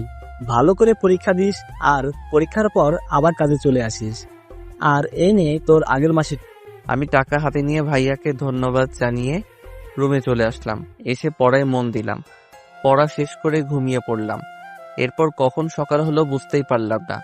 মোবাইলের অ্যালার্মে ঘুম ভাঙলো। ঘুম থেকে উঠে ফ্রেশ হয়ে সকালে নাস্তা করলাম। এরপর রেডি হয়ে চলে গেলাম কলেজে। আজকে কলেজে যেতে ভালো লাগছে, কারণ এখন আর রিদিতার প্যারা নিতে হবে না। আমি তাকে ভালোবাসার জন্য রাজি হইনি। আসল কারণ হচ্ছে তার অত্যাচার থেকে বাঁচতে তার কথায় রাজি হয়েছি। কথাগুলো ভাবতে ভাবতে কলেজের সামনে চলে আসলাম। কলেজে আসতেই অনেক। কিরে জাহিদ, তুই কালকে আমাদের না বলে কই চলে গিয়েছিলি? এরপর আমি কালকে যা যা হয়েছিল সব তাদের খুলে বললাম। আমার কথা শুনে তো দুইজনই আমার দিকে তাকিয়ে আছে আর বলল, দোস্ত, তোর তো কপাল খুলে গেছে। রিদিতার মতো এমন সুন্দরী মেয়ে পাওয়া ভাগ্যের ব্যাপার। এখন বল, ট্রিট কবে দিচ্ছিস? দূর, আমি আছি প্যারার মধ্যে আর তোরা বলিস ট্রিট দিতাম। কিসের প্যারা? রিদিতাকে আমি ঠিক মতো বুঝতে পারছি না তার মনে কি চলছে। আগে আমাকে জানতে হবে সে কি চায়, এরপর বাকিটা বলবো। দূরে তাকিয়ে দেখি রিদিতা আমার সামনে হেঁটে আসতেছে আর এসে আমাকে, এই, তুমি এখানে? আর আমি তোমাকে কোথায় না কোথায় খুঁজে বেড়ালাম। এত খোঁজার কি আছে, আমি তো এখানেই আছি, কিছু বলবা? বলবো বলেই তো তোমাকে খুঁজছি। কি বলবা বলো? এখানে বলবো না, পরীক্ষা শেষে বাইরে থেকো, তোমাকে নিয়ে এক জায়গায় যাব, সেখানে বলবো। এই বলে রিদিতা চলে গেল। আমার হারামি বন্ধুগুলো এখন আমাকে খুব জ্বালাচ্ছে। তা মামা, একদিনেই এত কিছু কেমনে কি? আরে আমি তো তোদের শুরু থেকে শেষ পর্যন্ত সবই বলেছি, তাহলে তো ভাব নিতেছিস কেন? আচ্ছা, রাগ করিস কেন? চল গিয়ে দেখি তো কার কোন জায়গায় ছিট পড়েছে। আচ্ছা চল। আমরা কলেজের সামনে থেকে ক্লাসে চলে গেলাম। আমি আমার রোল অনুযায়ী আমার সিট খুঁজছি। একটু পর পেয়েও গেলাম, কিন্তু আমার সাথে যে সিট খালি ছিল সেখানে তাকিয়ে দেখি একটা মেয়েটা আমার দিকে তাকিয়ে একটা ছোট করে হাসি দিল আর বল, হাই, আমি নীলা। দাঁড়িয়ে না থেকে নিজের সিটে এসে বসো। আমি মেয়েটির কথা শুনে বাস্তবে ফিরে আসলাম আর তাই নিজের সিটে বসে পড়লাম। একটু পর স্যার আসলো আর সবাইকে খাতা আর প্রশ্ন দিয়ে গেল। আমি প্রশ্ন হাতে নিয়ে দেখি মোটামুটি সবই কমন এসেছে, তাই লিখতে শুরু করলাম। আর অন্যদিকে নীলা মেয়েটা তার মতো লিখছে। এই মেয়েকে আমি কখনো দেখেছি বলে মনে হচ্ছে না। আসলে আমি কলেজে এসে কোনো মেয়ের দিকে তাকাই না, তাই হয়তো চিনতে পারি নাই। কি হয়েছে আপনার? কোনো সমস্যা? কমন পড়েনি বুঝি? আপনি চাইলে আমার কাছ থেকে সাহায্য নিতে পারেন। আমি তো মেয়েটির কথা শুনে অবাক। এই মেয়ে বলে কি? তাকিয়ে থাকলেই বুঝি আমি কিছু পারি না। কথাগুলো মনে মনে বলছি। জি না, আপনাকে ধন্যবাদ আমাকে বলার জন্য। আর আমার আলহামদুলিল্লাহ সবই কমন এসেছে। এই বলে আবার আমি লিখতে শুরু করলাম আর অন্যদিকে নীলাও তার মতো লিখছে। সবগুলোর উত্তর দেওয়া শেষ করে ক্লাসরুম থেকে বের হয়ে আসলাম। আমার সাথে সাথে নীলাও আমার পিছন পিছন আসতে লাগলো। কি ব্যাপার, আপনি আমার পিছন পিছন কোথায় যাচ্ছেন? এই যে আপনার কলমটা ভুল করে ফেলে গিয়েছিলেন, সেটা ফেরত দিতে আসলাম। ও সরি, তাড়াতাড়ি করতে গিয়ে রেখে এসেছিলাম। আপনাকে ধন্যবাদ। ধন্যবাদ দেওয়ার কি আছে? এর থেকে ভালো হতো যদি ক্যান্টিনে গিয়ে আমার সাথে এক কাপ চা কফি খেতেন। আজকে তো আর সময় হবে না, অন্য আরেকদিন সময় করে খাবো। আচ্ছা ঠিক আছে। বলেই নীলা চলে গেল আর আমি চলে গেলাম রিদিতার সাথে দেখা করতে। কলেজের এক প্রান্তে রিদিতা বসে ফোনে কার সাথে যেন কথা বলছে। আমি তার সামনে আসাতেই সে ফোনটা কেটে দিল। এই, তোমার আসার সময় হলো? আমি সেই কখন থেকে তোমার জন্য অপেক্ষা করছি। পরীক্ষা শেষ হলো, এরপর আসলাম। আর দেরি করার জন্য সরি। সরি বললে তো হবে না, এর জন্য তোমাকে শাস্তি পেতে হবে। তা কি শাস্তি? কান ধরে 1 মিনিট দাঁড়িয়ে থাকো, এটাই হলো তোমার শাস্তি। এটুকু ভুলের জন্য কান ধরতে হবে? না ধরলে কথা নেই তোমার সাথে। বুঝেছি, তুমি আমাকে ভালোবাসো না। যদি ভালোবাসতে তাহলে আমার সব কথা তুমি শুনতে। কথাগুলো বলে রিদিতা কান্না শুরু করে দিল। এখন উপায় না পেয়ে কান ধরে দাঁড়িয়ে আছি। এদিকে রিদিতা মনে মনে হাসছে আর বলেছে, এভাবে তোকে অল্প অল্প করে শাস্তি দিব। আমাকে চড় মারার শাস্তি তোকে তিলে তিলে বুঝিয়ে দিব। 1 মিনিট কান ধরে দাঁড়িয়ে থাকার পর হাত ছেড়ে দিলাম। ভাগ্যিস কেউ ছিল না এই সময় এইদিকে, তা না হলে আমার অবস্থা কি যে হত। এখন তো তুমি খুশি? খুব খুশি আমার জানুটা আমাকে সত্যি অনেক ভালোবাসে। তাহলে এখন আমি চলে যাই? হয়ে যাবে, তোমাকে না বলেছি আজকে ঘুরতে যাব? এখন চলো আমার সাথে। হৃদিতার সাথে যেতে লাগলাম। হৃদিতা তার গাড়ির সামনে এসে আমাকে বলল গাড়িতে গিয়ে উঠতে। আমি বললাম তোমার সমস্যা হবে। ওই আগের কথা বাদ, এখন তুমি আমার কলিজা, তাই তুমি গাড়িতে না উঠলে কে উঠবে শুনি? আর কোনো কথা না বলে উঠে পড়। আমি আর কোনো কথা না বলে গাড়িতে গিয়ে বসলাম। হৃদিতা আমার পাশেই বসলো আর আমার হাতে হাত রাখলো। কই যাবে? সামনেই একটা পার্ক আছে, আমরা সেখানেই যাব। এরপর গাড়ি পার্কের সামনে থামলো। আমরা গাড়ি থেকে নেমে পার্কের ভিতরে গেলাম। অনেকক্ষণ ধরে হাঁটছি আর টুকটাক কথা বলছি। হৃদিতা আমায় বলল, এই যাও তো, বাদাম নিয়ে আসো। আমি গিয়ে 20 টাকার বাদাম নিয়ে হৃদিতার কাছে আসলাম। এরপর হৃদিতা বসে পড়লো আর আমাকেও বসে পড়তে বলল। আমিও বসে পড়লাম। হৃদিতা আমাকে বলল বাদামের খোসাগুলো ছুঁড়ে দিতে। আমি একটা একটা করে সবগুলোর খোসা বের করে হৃদিতার সামনে রাখলাম। হৃদিতা আমাকে তার কোলে মাথা রাখতে বলল। আমিও তার কোলে মাথা রাখলাম। সে একটা বাদাম নিজে খাচ্ছে আর একটা আমাকে খাইয়ে দিচ্ছে। আমি যত দেখছি হৃদিতাকে, আসলে কি হৃদিতা আমায় সত্যিকার অর্থেই ভালোবাসে? আর অন্যদিকে হৃদিতা ভাবছে ইচ্ছে করছে আবুলটাকে পানিতে ফেলে দিই, আর না হয় গলার টিপে মেরে ফেলি। ইস, বাসায় গিয়ে পাক্কা 2 ঘন্টা গোসল করতে হবে। এরপর তারা দুইজন তাদের দুইজনের চিন্তা থেকে বের হয়ে অন্যজনের দিকে কিছুক্ষণ তাকিয়ে রইল। কি ভাবছো? তেমন কিছু না, ভাবছি তুমি বাহিরে থেকে যেমনই হও না কেন, ভিতর থেকে তুমি অনেক ভালো। হৃদিতা মনে মনে ভাবছে আমি ভালো না খারাপ সেটা সময় হলেই জানতে। তাই বুঝি? এখন চলো, অনেক সময় হয়েছে, এবার বাসায় যাওয়া যাক। চলো। এরপর সেখান থেকে যে যার মতো বাসায় চলে আসলাম।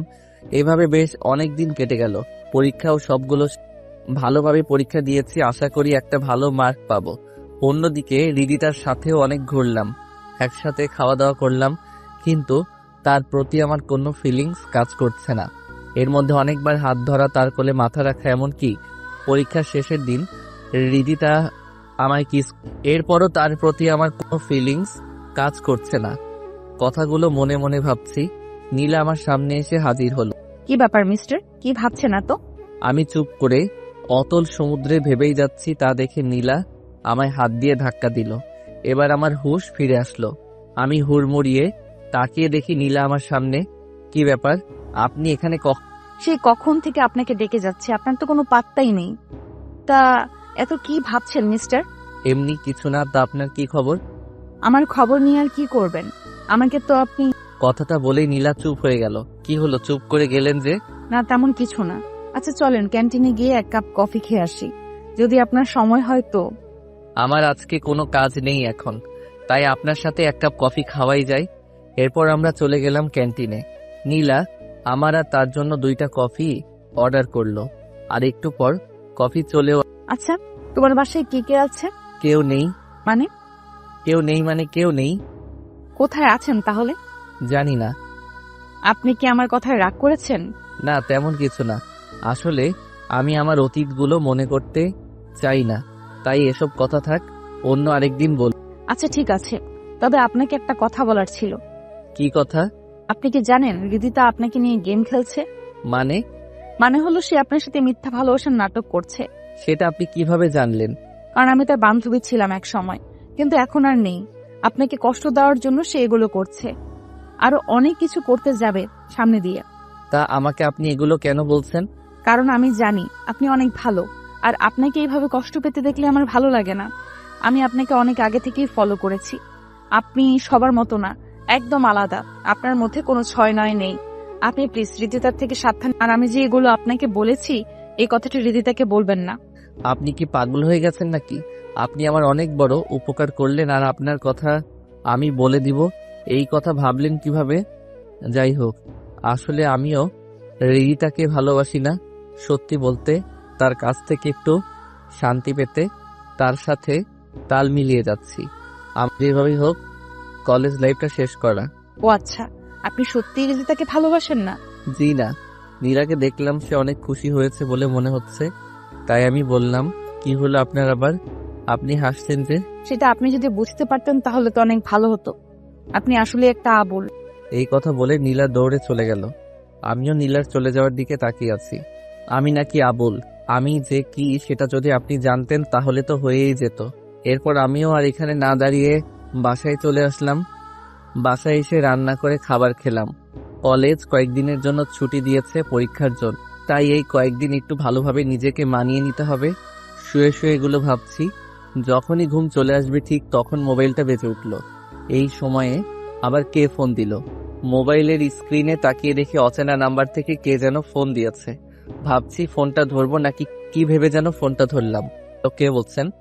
ওপাশ থেকে একটা মেয়ে কণ্ঠ। আমিটা কে?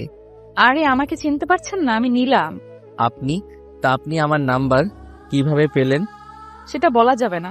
এই কথা বাদ দিয়ে বলুন, কি করছেন এখন? না, আপনাকে বলতেই হবে আমার নাম্বার কিভাবে পেলেন। আমি তো আমার নাম্বার আমার পরিচিত মানুষ ছাড়া আর কাউকে দেই নাই। রাকিব ভাইয়া দিয়েছে। প্রথমে দিতে রাজি হয় নাই, পরে অনেক কষ্টে নিয়েছি। এত কষ্ট করে আমার নাম্বার নেওয়ার কি আছে শুনি? সেটা আপনাকে জানতে হবে না। এখন বলেন, কি করছেন আপনি? এই তো ঘুমের দেশে যেতে চেয়েছিলাম, কিন্তু আপনি এসে আমার পথে বাধা হয়ে আসলে। সরি, আমি বুঝতে পারিনি। আপনি এখন ঘুমিয়ে পড়বেন। আচ্ছা সরি, বলতে হবে না। তা কিছু বলবেন? হ্যাঁ, বলছিলাম যে কলেজ তো কিছুদিন বন্ধ থাকবে, তাই যদি আপনি কালকে ফ্রি থাকেন তাহলে আপনাকে নিয়ে একটু বাইরে ঘুরতে বের হতো। তা আমার মতো আবুলকে নিয়ে ঘুরতে গেলে আপনার সমস্যা হবে না? আমি রিদিতার মতো না, বুঝলেন? তাহলে আপনি কার মতো? আমি আমার মতো। আচ্ছা ঠিক আছে, যদি সময় পাই তাহলে কালকে জানিয়ে দিব। এখন বাই, আমি ঘুমাবো। আসলে আপনি একটা।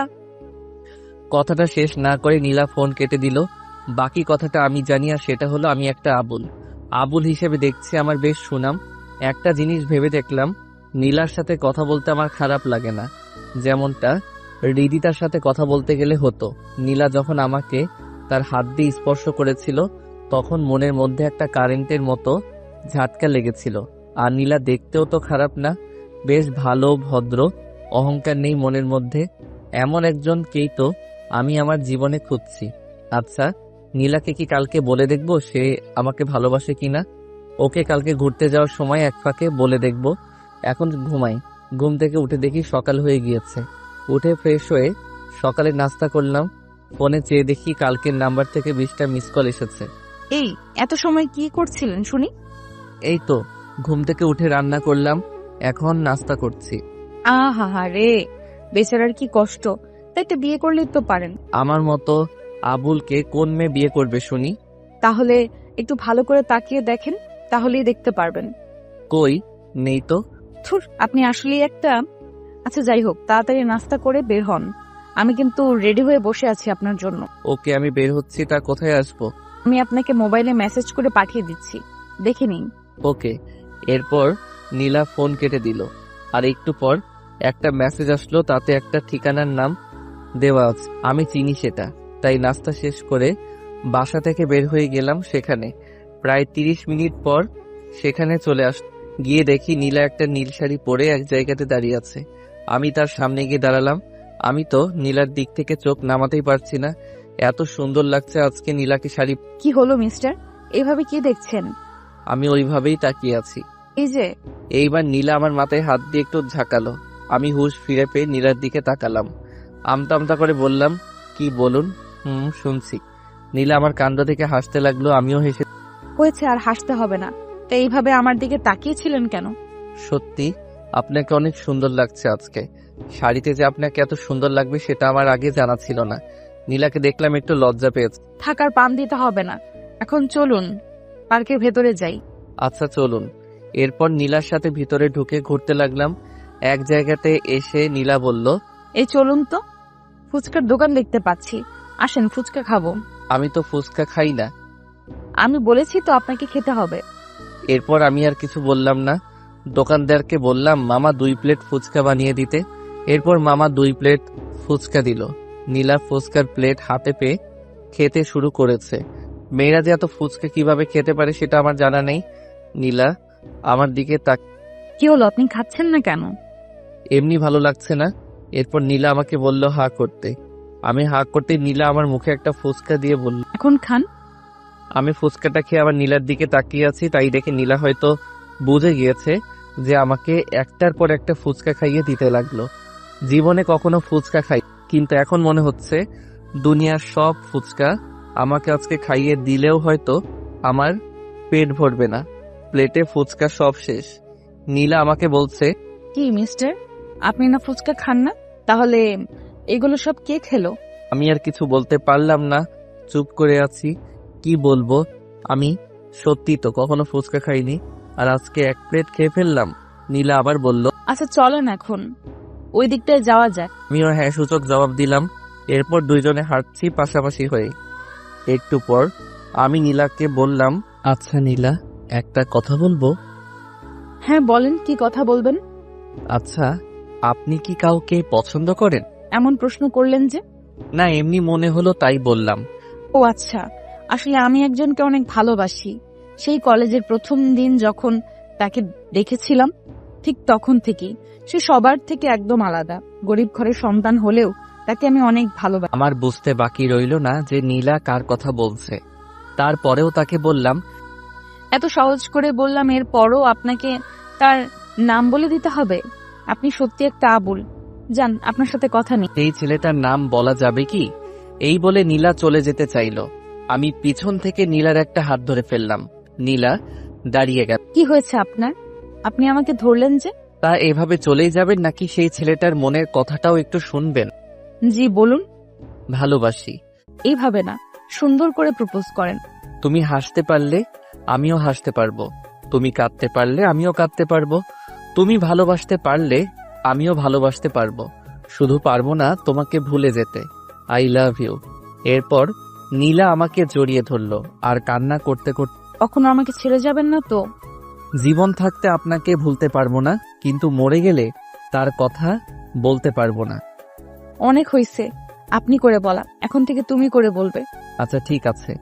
এরপর নীলা যা করলো তাতে তো আমি বাকরুদ্ধ, কারণ নীলা আমাকে কিস করেছে। প্রায় 5 মিনিট পর আমাকে ছেড়ে। এভাবে কেউ কিস করে? আর একটু হলে তো আমি পটল তুলতাম। হয়েছে, তোমাকে আর পটল তুলতে হবে না। এখন চলো, অনেক বেলা হয়েছে, বাসায় আমার জন্য সবাই চিন্তা করবে। আচ্ছা চলো তাহলে। এরপর নীলাকে তার বাসার সামনে নামিয়ে দিয়ে আমিও গ্যারেজে চলে আসলাম। গ্যারেজে ঢুকতেই একটা গাড়ির দিকে আমার চোখ পড়ল। গাড়িটাকে আমার খুব চেনা চেনা মনে হচ্ছে। এটা রোলস রয়েস ব্ল্যাক এডিশন গাড়ি। গাড়ির ভিতর থেকে একজন, লোকটি আর কেউ নয়, তিনি আমার বাবা। বাবাকে দেখে আমি অবাক হয়ে গেলাম। বাবা এখানে কিভাবে আসলো? আমার খবর কিভাবে পেল? কথাগুলো মনের মধ্যে ঘুরপাক খাচ্ছে। একটু পর বাবা আমার সামনে আসলো। কিরে জাহিদ, তুই এখানে? জি, আমি এখানে কাজ করি। মানে তুই এখনো কাজ করিস? হ্যাঁ, এতে অবাক হবার কি আছে? আমার তো বিশ্বাস হচ্ছে না আমার ছেলে কাজ করছে। দেখেন, আমি আপনার সাথে কোনো প্রকার কথার মধ্যে জড়াতে চাই না। আপনি এখানে কেন আসলেন সেটা বললে খুশি হতাম। আমি এই রাস্তা দিয়ে যাওয়ার সময় আমার গাড়ির টায়ার কিছুতে লেগে হয়তো লিক হয়ে গিয়েছে, তাই এই গ্যারেজে আসলাম। এখানে এসে যে তোকে এভাবে সামনাসামনি দেখতে পাবো সেটা কখনো ভাবতে পারিনি। ওকে, আপনি একটু ভিতরে গিয়ে বসুন, আমি ঠিক করে দিচ্ছি। রাশেদ চৌধুরী তার ছেলের কাজ করা দেখছেন আর ভাবছেন এটাই কি তার ছেলে সেই জাহিদ, যে জাহিদকে তিনি চিনত, নাকি ভুল দেখছে? এই যে আপনার গাড়ি ঠিক। জাহিদ বাবা, তুই আর এভাবে থাকিস না, চল বাসায় চল। আমি তোর এই কষ্ট বাবা হিসেবে দেখতে পারবো না। আগে যা হয়েছে তা ভুলে যা, যা আবার নতুন করে সবকিছু ঠিক করে নিস। না বাবা, তা আর হবে না। আমি যেহেতু আপনাকে কথা দিয়েছি ভালো হয়ে নিজের পায়ে দাঁড়িয়ে আপনার কাছে আসব, সুতরাং এর আগে আর বাসায় যাব না। আপনি প্লিজ চলে। আমার কথা না হয় বাদ দিলাম, তোর মায়ের কথা একটু ভেবে দেখ। তোর মা তোকে না দেখতে পেয়ে কিভাবে যে দিন পার করছে সেটা তুই নিজের চোখে না দেখলে হয়তো বিশ্বাস করবি না। বললাম তো, আমি যতদিন না নিজের মতো করে সবকিছু ঠিক করতে পারবো সেই পর্যন্ত বাসায় পা রাখবো না। জাহিদ, আমি সেদিন হয়তো তোর সাথে অনেক খারাপ আচরণ করেছি, কিন্তু তুই চলে যাওয়ার পর তোকে আমি আর তোর মা অনেক জায়গাতে খুঁজেছি, কিন্তু কোথাও তোকে খুঁজে পাইনি। আজকে তোকে এতটা কাছে পেয়েও বলিস চলে যেতাম। আমার এত অর্থ সম্পদ কার জন্য করেছি? আপনার কথা শেষ হলে আপনি আসতে পারেন। ঠিক আছে, আমি চলে যাচ্ছি, তবে তোর এটিএম কার্ডটা রাখ, যখন দরকার পড়বে খরচ করিস, কিন্তু তারপরেও এইসব কাজ করিস না। আমার আপনার টাকার কোনো প্রয়োজন নেই। এভাবে কষ্ট করে টাকা উপার্জন করে যে শান্তি পাবো, আপনার সেই টাকায় তেমন শান্তি পাবো না। বাহ, খুব বড় হয়ে গিয়েছিস দেখছি।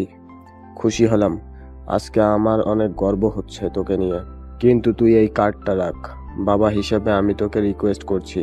আমি আর বাবার কথার অবাধ্য হতে পারলাম না, তাই অনিচ্ছা সত্ত্বেও নিলাম। এরপর বাবা আমাকে বলল, ভালো থাকিস, আর কোনো সমস্যা হলে আমাকে বলিস। আর তোর মার কথা যদি একটু মনে পড়ে তাহলে বাসায় এসে দেখা করে যাস। এই বলে বাবা চলে গেলেন। আমি বাবার চলে যাওয়ার দিকে তাকিয়ে আছি। ঠিক তখনই দেখলাম আমার সামনে অনিক আর রাকিব দাঁড়িয়ে আছে। কিরে, তোরা এখানে কখন আসলি? এই তো, তোর বাবা চলে যাওয়ার অনেক আগে। মানে তোরা সব শুনে ফেলেছিস? আমরা সব শুনেছি। এখন বল, তুই আমাদের কেন এতদিন তোর আসল পরিচয়টা গোপন করেছিস? তোর বাবাকে তো আমরা চিনি, জেকে কোম্পানি তো তোদেরই। তুই এত বড় কোটিপতির ছেলে হয়ে এভাবে নিজেকে গোপন করে রাখার কারণ কি বল? যেহেতু তোরা আমার কথা জেনে গিয়েছিস, তাহলে তোদেরকে আমার অতীতটাকে জানিয়ে দেই। বল। তাহলে শোন, পাঠক প্লাস পাঠিকারা আপনারাও চলেন জাহিদ চৌধুরীর অতীত সম্পর্কে জেনে আস। ফ্ল্যাশব্যাক। আমি ছিলাম কোটিপতি বাবা মায়ের একমাত্র সন্তান। আমাদের তো আর কোনো কিছুর কমতি নেই, তাই আমার যখন যা মন চাইতো তাই করতাম। আমি আগে যে কলেজে ছিলাম সেই কলেজের সবাই আমাকে ভয় পেত, কারণ আমার রাগ অনেক বেশি। কোনো একটা ছোটখাটো জিনিস নিয়ে কাউকে আমি ছাড় দিতাম না। ঝগড়া ছিল আমার প্রতিদিনের সঙ্গী। নেশা প্লাস জুয়া খেলা প্লাস নাইট ক্লাবে যাওয়া, এগুলো ছিল আমার প্রতিদিনের কাজ। আমার সাথে সবসময় 20-30 জন পোলাপাইন থাকতো। আমি এক গাড়ি এক সপ্তাহের বেশি ব্যবহার করতাম না। আমার সব থেকে বেশি যত্ন নিতাম আমার চুলের। কত টাকা খরচ করেছে আমার চুলের স্টাইলের। জিম করে নিজেকে সবার থেকে আলাদা করার জন্য সবসময় প্রাধান্য দিতাম। আর নিজের পছন্দের নামি দামি সব ব্র্যান্ডের জামা কাপড় আর জুতার তো কোনো কমতি ছিল না। প্রতিদিন আমার এসব কর্মকাণ্ড বাবার কানে যেত, কিন্তু বাবা কাজে ব্যস্ত থাকায় আমাকে তেমন একটা বলার সময় পেত না। এভাবে একদিন নাইট ক্লাব থেকে ড্রিঙ্ক করে বাসায় গেলাম, আর কলিং বেল চাপতেই দরজার সামনে বাবাকে দেখতে পেলাম। আমার তখন হুঁশ তেমন একটা ছিল না, নেশার ঘরে ছিলাম। আমি জানতাম বাবা দেশের বাহিরে আছে, কিন্তু আজকে যে বাসায় থাকবে তা আমার জানা ছিল না। বাবা এগুলো একদম পছন্দ করতেন না, তাই আমার এমন অবস্থা দেখে আমাকে 2-3টা চড় দিলেন। চড় খাওয়ার পর আমার হুঁশ ফিরে আসলো, আর তাকিয়ে দেখি বাবা আমার সামনে। বেরিয়ে যা আমার বাসা থেকে। তোর মতো এমন নেশাখোর ছেলে আমার আর দরকার নেই। যেদিন ভালো হতে পারবি সেদিন এই বাসায় পা দিবি, এর আগে না। আমিও বাবাকে বলেছিলাম, ঠিক আছে, যেদিন নিজের পায়ে দাঁড়াতে পারবো আর ভালো হতে পারবো সেদিনই আমি ফিরে আসব, এর আগে না। এরপর কথাগুলো বলেই আমি সেখান থেকে রাগ করে চলে এসেছিলাম। অনেক বন্ধুর সাথে দেখা করলাম, সবাই আমাকে কোনো সাহায্য করলো না। তখন বুঝতে পারলাম আসলে তারা সবাই আমাকে না, আমার টাকার জন্য আমার সাথে সময় দিয়েছিল। তাই আমি আমার সব ভুল বুঝতে পারি। এরপর ঠিক করলাম নিজেই নিজের ক্যারিয়ার গড়ব। তাই এখানে চলে আসলাম আর একটা বাসা ভাড়া নিয়ে চলতে শুরু করলাম, কিন্তু আগের মতো করে না। অনেকটা খ্যাত ছেলে হিসেবে নিজেকে সবসময় সবার কাছে পরিচয় দিতাম। এরপর তো বাকিটা তোদের জানাই আছে। এতক্ষণ ধরে অনিক আর রাকিব আমার সব। এরপর রাকিব বলে উঠল, সবই বুঝলাম, কিন্তু একটা কথা বুঝলাম না। কোনো কথা বুঝলি না? তোর বাবা তো তোকে নিয়ে যেতে চেয়েছিল, তুই গেলি না কেন? আমার এখনো যাওয়ার সময় হয়নি, যেদিন যাওয়ার সময় হবে সেদিন যাব। আরে বেটা, রাগ করে না থেকে একবার বাসায় গিয়ে ঘুরে আয়, দেখবি অনেক ভালো লাগবে। আমার কাছে তোর বাবার নাম্বার আছে, আমি ফোন। না, তোকে আমি ফোন করতে বলেছি নাকি? প্লিজ, তোরা আমাকে জোর করিস না। এখন আমি বাসায় গেলে হয়তো আমার এই ভালো জীবনটাকে হারিয়ে ফেলতে পারি, কারণ টাকা মানুষকে ভালো থেকে খারাপ বানাতে 1 সেকেন্ডও দেরি করে না। আমি এখন যেমন আছি তেমনই ভালো আছি। আগে কলেজ লাইফটা শেষ করি, এরপর। আচ্ছা ঠিক আছে, আমরা তাহলে এখন চলে যাচ্ছি। কালকে তো কলেজ খুলবে, তাহলে সেখানেই দেখা হবে। আচ্ছা যা তাহলে। অনিকা রাকিবকে বিদায় দিয়ে আমিও বাসায় চলে আসলাম। মনটা খারাপ হয়ে গিয়েছে আম্মুর জন্য। আমি জানি আম্মু আমার জন্য অনেক কষ্ট পাচ্ছে। আর তো কিছুদিন কলেজ লাইফ শেষ হলেই বাসায় যাব। কথাগুলো ভাবতে ভাবতে কখন যে ঘুমিয়ে পড়লাম বুঝতেই পারলাম না। ঘুম ভাঙলো সকালে, উঠে দেখি 7টা বাজে। ফ্রেশ হয়ে নাস্তা করলাম, এরপর রেডি হয়ে কলেজে চলে গেলাম। নীলা এরই মধ্যে কয়েকবার ফোন দিয়েছে। পাগলিটা এই কয়দিনে আমার মনের অনেকটা জোরে। সব সময় শুধু তাকে নিয়ে ভাবতে ইচ্ছে হয়। পাগলিটাকে ফোন দিয়ে জানিয়ে দিয়েছি আমি কলেজের সামনে চলে এসেছি। কলেজের আশেপাশে রিদি তাকে দেখতে পাচ্ছি না। যেখানে থাকার থাকুক গিয়ে আমার কি। আমি জানি সে হয়তো আবারও কোনো প্ল্যান করছে আমাকে শাস্তি দেওয়ার জন্য, কিন্তু এখন আর তার আমাকে জড়াতে পারবে না। কথাগুলো ভাবতে ভাবতে নীলার সাথে দেখা হয়ে গেল। এই তোমার আসার সময় হলো? সরি, নাস্তা করে আসতে একটু দেরি হয়ে গিয়েছে। তা আমাকে বউ করে নিয়ে গেলেই তো পারো, তাহলে আর তোমার এত কষ্ট করা লাগবে না। কলেজ থেকে পাশ করে বের হই, এরপর তোমাকে বিয়ে করে আমার বউ হিসেবে রেখে দিব যত্ন সহকারে। হইছে, আর আলো মারতে হবে না। এখন চলো ক্লাসে, আজকে পরীক্ষার রেজাল্ট দিব। আচ্ছা চলো। এই বলে আমরা ক্লাসের উদ্দেশ্যে রওনা দিলাম। ক্লাসে আমি চলে গেলাম রাকিবের কাছে। এরপর তাদের সাথে একটু আড্ডা দিলাম। কিছুক্ষণ পর স্যার ক্লাসে প্রবেশ করলো আর বলল, প্রতিবার কলেজে সবসময় পরীক্ষায় রিধিতা প্রথম স্থানে থাকতো, কিন্তু এবার প্রথম স্থান অন্যজন দখল করেছে। আমরা সবাই স্যারের কথা শুনে অবাক হলাম। সবাই ভাবতে লাগলো কে হতে পারে। একটু পর স্যার বলল, এবার প্রথম স্থান আছে জাহিদ। স্যারের কথা শুনে আমি তো রীতিমতো অবাক। শুধু কি আমি অবাক, নাকি ক্লাসের সবাই অবাক? সব থেকে বেশি অবাক হয়েছে বলে মনে হচ্ছে রিদি। সে ভাবতেও পারেনি হয়তো তার অবস্থান আমি এভাবে কেড়ে নিব। তার দিকে তাকাতেই তার মুখটা দেখার মতো ছিল। স্যার আমাকে অভিনন্দন জানিয়ে বলল, আমি জানতাম তুমি ভালো কিছু একটা করবে, আর সেটাই হলো। এভাবে এগিয়ে যেও। এরপর সবাই ক্লাসে হাততালি দিল। অন্যদিকে রিদিতা জ্বলে পুড়ে ছাই হয়ে যাওয়ার মতো অবস্থা। এটা কিভাবে সম্ভব? শেষ পর্যন্ত আবুল আমার থেকে উপরে চলে গেল। না, এটা কখনো মেনে নেওয়া যাবে না। তাকে একটা উচিত শিক্ষা দিতেই। রিদিতাকে দেখলাম আমার সামনে এগিয়ে আসছে। কংগ্রেস জাহিদ, প্রথম স্থানে আসার জন্য। তোমাকেও ধন্যবাদ। তা এই উপলক্ষে আজকে রাতে একটা পার্টির আয়োজন করব, তুমি সেখানে আসবে। ঠিক আছে, আমি সময় মতো চলে আসব। রিদিতা মনে মনে ভাবছে তুই শুধু একবার আয়, এরপর বাকিটা আমি দেখে নিব। আচ্ছা ঠিক আছে, রাত 10টায় চলে আসবে। আমি ঠিকানা তোমাকে মেসেজ করে পাঠিয়ে দিব। এরপর রিদিতা চলে গেল। অন্যরাও আমাকে অভিনন্দন জানাচ্ছে। নীলাকে দেখলাম আমাকে একটা ফ্লাইং কিস করলো। আমিও সেটা সবার আড়ালে হাতে নিয়ে পকেটে রেখে দিলাম। এটা দেখে নীলা হেসে দিল। এভাবে ক্লাস করে কলেজ থেকে একে একে অনেক রাগিবার নীলার সাথে কথা বলে সবাইকে বিদায় দিয়ে বাসায় চলে আসলাম। অন্যদিকে রিদিতা তার বন্ধুদের সাথে প্ল্যান করছে কিভাবে আমাকে শাস্তি দেওয়া যায়। রিদিতা তার বন্ধুদের সব বুঝিয়ে দিচ্ছে। আর এদিকে আমি রাত 9টায় রিদিতার দেওয়ার ঠিকানায় চলে আসলাম। এসেই দেখি একটা ক্লাব। ভিতরে রিদিতা আর তার বন্ধুরা কথা বলছে। আমি তাদের সামনে যাওয়ার পর, তুমি চলে এসেছো? আচ্ছা চলো আমরা একটু ডান্স করি। আমি এগুলো পছন্দ করি না। আজকে এই দিনে তোমার পছন্দ বাদ দাও, আর আমার সাথে সাথে এসো। আমি রিদিতার পিছন পিছন যেতে লাগলাম। একটু আসতেই রিদিতাকে একটা ছেলে স্পর্শ করলো। রিদিতা আমার কাছে এসে বলল, তোমার সামনে আমাকে এই ছেলে স্পর্শ করলে আর তুমি চুপ করে আছো? রিদিতার কথা শুনে আমি ছেলেটাকে বললাম, কি ভাইয়া, এভাবে মেয়েদের গায়ে স্পর্শ করেন কেন? আমি এই কথা বলার সাথে সাথে ছেলেটা আমাকে ধাক্কা দিল আর বলল, তোর সমস্যা কি? এরপর আমাকে একটা ঘুষি দিল। আমি নিচে পড়ে গেলাম। উঠে দেখি আরো 5-6 জন সেই ছেলের সাথে দাঁড়িয়ে আছে। তাদের হাতে লাঠি প্লাস হকি স্টিক। রিদিতা আমার সামনে এসে, কি হয়েছে তোমার? তুমি ব্যথা পাওনি তো? আমার আর বুঝতে বাকি রইল না যে এগুলো সব রিদিতার সাজানো নাটক। তাই এক ঝাটকা দিয়ে রিদিতাকে সরিয়ে আমি বললাম, চুপ, অনেক নাটক দেখেছি তার, কিন্তু আর না, এবার তোর নাটক। কি বলছো এসব জাহিদ? আমি তো তোমাকে অনেক ভালোবাসি। ভালোবাসিস আমাকে? হাসালি। কি মনে করেছিস আমি কিছু জানি না? তাহলে ভুল ভেবেছিস। তোর সবকিছু আমি জানি। তোর মতো মিথ্যাবাদী মেয়ের স্থান আমার পায়ের নিচে। কথাগুলো বলে আমি সেখান থেকে রিদিতা ভাবছে কি চেয়েছিলাম আর কি হয়ে গেল, সব প্ল্যান জলে ডুবে গেল। এখন কি আর করার? এই সবাই চল এখান থেকে, চলে যা। রিদিতার বন্ধু আকাশ বলে উঠল, কই যাবি এত তাড়াতাড়ি? আমাদের একটু সময় দিয়ে যা। যাকে শিক্ষা দিতে চেয়েছিলাম সে তো চলে গিয়েছে, তাহলে আর এখানে থেকে সময় নষ্ট না করাই ভালো। কিন্তু আমাদেরকে এভাবে রেখে চলে যাবি? আমাদের তো কিছু চাওয়া পাওয়া আছে তোর কাছে। কি বলতে চাস তুই?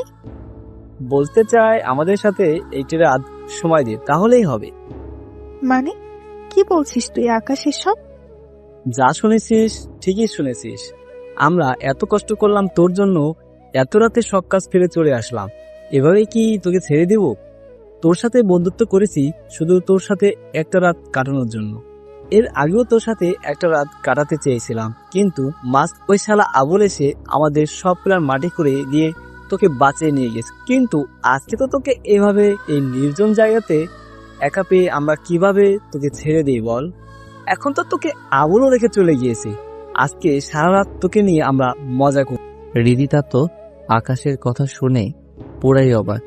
যাকে এতদিন সে অত্যাচার করেছিল সেই ছেলে তাকে একদিন বাঁচিয়েছিল, আর আমার বন্ধুর নামে যারা এতদিন আমার সাথে ছিল তারা আজকে এক একটা হাইনার দল হয়ে আছে আমাকে ছিঁড়ে খাওয়ার জন্য। এসবই আমার পাপের শাস্তি। আসলে আমার সাথে এমনটাই হওয়াটা স্বাভাবিক। এত রাতে আমার চিৎকারও কেউ শুনবে না। একজনকে শিক্ষা দিতে এসে আজকে আমি নিজেই শিক্ষা পেতে যাচ্ছি। কথাগুলো মনে করছি আর নিজের অজান্তে এখন আর কেঁদে কি লাভ হবে? এদের সাথে তো আমি একা একটা মেয়ে হয়ে পারবো না, তাই নিজেকে ওদের কাছে বিলিয়ে দেওয়া ছাড়া আমার আর কোনো রাস্তা খোলা। অন্যদিকে আমি মনে মনে ভাবছি, আচ্ছা রিদিতাকে কি এভাবে ওখানে রেখে আসাটা আমার উচিত হয়েছে? আমি তো জানি ওর বন্ধুরা ভালো না, আর এমনিতেই রাত অনেক। একবার কি গিয়ে দেখে আসবো? যাই গিয়ে দেখে আসি। আমি আবার সেখানে যেতে লাগলাম। গিয়ে দেখি রিদিতার জামা আকাশ টান দিয়ে বের করতে চাইল, আর রিদিতা চোখ বন্ধ করে কান্না করছে। এটা দেখে আমি আর ঠিক থাকতে পারলাম না। সোজা আকাশের সামনে গিয়ে তাকে দিলাম একটা ঘুষি। আমার ঘুষি খেয়ে সে মাটিতে পড়ে গড়াগড়ি করতে লাগলো। মুখে হাত দিতেই পর সবাই আমার দিকে তাকালো। রিদিতা তো আমাকে দেখে তো মনে হলো অবাক হয়েছে যে আমি আবার ফিরে এসেছি। এরপর আকাশের বাকি ৬-৭টা বন্ধু আমার সামনে এসে সবার হাতে লাঠি আর হকি স্টিক। একজন হকি স্টিক নিয়ে আমাকে তেড়ে আসলো বাড়ি মারার জন্য। আমি একটু সরে গিয়ে তার হাত থেকে হকি স্টিকটা হাতে নিয়ে দিলাম একটা বাড়ি। আমার বাড়ি দেওয়ার সাথে সাথে ছেলে মাটিতে পড়ে গেল। পিছন থেকে একজন আমার জামা ধরে টান দিল। এতে করে আমার জামাটা খুলে যাওয়াতে আমার খালি শরীরটা সবাই দেখতে পেল। আমার এমন শরীর দেখে তো এক একজনের চোখ ছান। আমি একে একে সবগুলোকে মারলাম। সবাই আমার মার খেয়ে নিচে পড়ে আছে। আমার চোখ থেকে চশমাটা পড়ে গিয়েছে মারামারি করার সময়, আর চুলগুলো স্বাভাবিক অবস্থায় নেই, আমার আগের অবস্থায় আছে চুলগুলো। আমার শরীর দেখে তো রিদিতা হা হয়ে তাকিয়ে আছে আমার দিকে। আমি রিদিতার দিকে দাঁড়িয়ে বললাম, এবার চলুন আপনাকে আপনার বাসায় নামিয়ে দিয়ে আসি। রিদিতা কোনো কথা বলছে না, শুধু আমার দিকে চেয়ে আছে। তাই আমি আবারও বললাম, এই যে চলেন। এইবার রিদিতা আমার কথা মনে হয় শুনতে পেয়েছে, তাই কে আপনি? আপনি তো আবুল না। আমার সামনে যে দাঁড়িয়ে আছে সে আর যাই হোক আবুল হতে পারে না। সে প্রশ্নের উত্তর এখন দেওয়ার সময় না। এখন চলুন আপনাকে আপনার বাসায় দিয়ে আসি।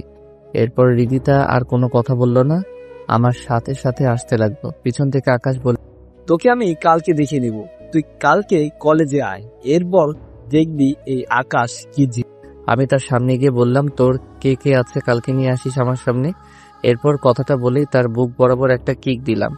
এক কিকে সে অজ্ঞান। রিদিতাকে তার গাড়িতে বসিয়ে দিলাম, আর আমি গাড়ি চালাচ্ছি। রিদিতা শুধু আমার দিকে তাকিয়ে আছে, সেটা আমি খুব ভালো করেই বুঝতে পেরেছি। কিন্তু এখন আর চেয়ে কোনো লাভ হবে না, কারণ তোমার থেকে অনেক ভালো মেয়ে আমি পেয়ে গিয়েছি আমার জীবনে। কথাগুলো ভাবতে ভাবতে রিদিতার বাড়ির সামনে চলে আসলাম। এরপর তাকে বাসার সামনে নামিয়ে দিয়ে আমি আমার বাসার রিদিতা আমাকে ডাক দিয়েছিল, কিন্তু আমি তার কথার কোনো সাড়া না দিয়ে চলে এসেছি। বাসায় এসেই সকালে ঘুম থেকে উঠতে একটু দেরি হয়ে গিয়েছে। উঠে ফ্রেশ হয়ে নাস্তা করে কলেজের উদ্দেশ্যে রওনা দিলাম। নীলা আমাকে অনেকবার ফোন দিয়েছে, আবার মেসেজও দিয়েছে। আমি তো কিছু টের পাই নাই। আল্লাহ জানে আমার কপালে আজকে। কলেজের ভিতরে ঢুকতেই দেখি 70-80 জন ছেলে দাঁড়িয়ে আছে পুরো মাঠ জুড়ে। সবার হাতে লাঠি আর হকি স্টিক। সবার সামনে দাঁড়িয়ে আছে আকাশ। কিরে, বলেছিলাম না তোকে, আমাকে মেরেছিস তুই? এখন কে তোকে বাঁচাবে বল? তোকে আজকে মেরে এই কলেজে পুঁতে রাখবো। আমি একটু ঘাবড়ে গেলাম, কারণ 10 জন হলেও আমি তাদের সাথে পেরে উঠতাম, কিন্তু এত ছেলের সাথে পেরে ওঠা কখনো সম্ভব না। কলেজের সামনে সবাই দাঁড়িয়ে আছে, রিদিতাও আছে একপাশে, সে কান্না করছে বলে মনে হচ্ছে। অন্য পাশে নীলাকেও দেখলাম, সে তো কিছু বুঝতেই পারছে না। এরপর আকাশ আমার দিকে এগিয়ে আসতে যাবে, ঠিক এমন পিছনে তাকিয়ে দেখে একটার পর একটা গাড়ি আসতেছে লাইন ধরে। পুরো কলেজের চক্করে গাড়ি দিয়ে ভরে গেল মুহূর্তের মধ্যে। হেলিকপ্টারের শব্দ শুনে তাকিয়ে দেখি একটা হেলিকপ্টার উপর থেকে নিচে নামছে। নিচে নামতেই দেখলাম ভিতর থেকে আর কেউ না, আমার বাবা নেমে আসতেছে। আর গাড়ি এসেছে মনে হয় 30টা হবে। এর মধ্যে পুলিশের গাড়ি 5টা দেখলাম। গাড়ি থেকে নেমে সবাই আমার পিছনে চলে আসলো, সবার হাতেই পিস্তল। একজন আমার মাথার উপরে, একটা সবাই তো হা করে তাকিয়ে আছে, কি হচ্ছে এসব? আর আমার মতো খ্যাত ছেলের পিছনে বডিগার্ডের মতো পিস্তল নিয়ে কেন সবাই দাঁড়িয়ে আছে? কেউ কিছু বুঝে উঠতে পারছে না। বাবা আমার সামনে এসেই, কার এত বড় সাহস যে আমার ছেলেকে মারার জন্য এসেছে এখানে? বাবার মুখ থেকে এমন কথা শুনে কলেজের সবাই যেন বাকরুদ্ধ হয়ে গিয়েছে, কারণ জেকে কোম্পানির মালিকের ছেলে যে আমি, সেটা মনে হয় কেউ কল্পনা তো ভাবতে পারি। এরপর বাবাকে দেখলাম আকাশের দিকে তাকিয়ে বলল, কিরে, তুই আমার ছেলেকে মারতে এসেছিস? সাহস থাকলে আমার ছেলের গায়ে একটা টোকা দিয়ে দেখা। এরপর পুলিশ এসে সবগুলোকে হাত করা লাগিয়ে বলল, আর কারোর সাথে ঝামেলা করার জায়গা পেলি না, এবার জেলে চল, সারা জীবন সেখানে পচে মরবি। এই বলে সবগুলোকে গাড়িতে তুলে নিয়ে গেল। আর এদিকে নীলা এসে আমায় জড়িয়ে ধরে বলেছে, তোমার কিছু হয়নি তো? আরে কি করছো?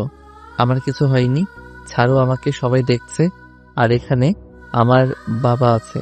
কথাটা শুনে নীলা আমার কাছ থেকে সামনের দিকে তাকিয়ে দেখে একজন দাঁড়িয়ে আছে।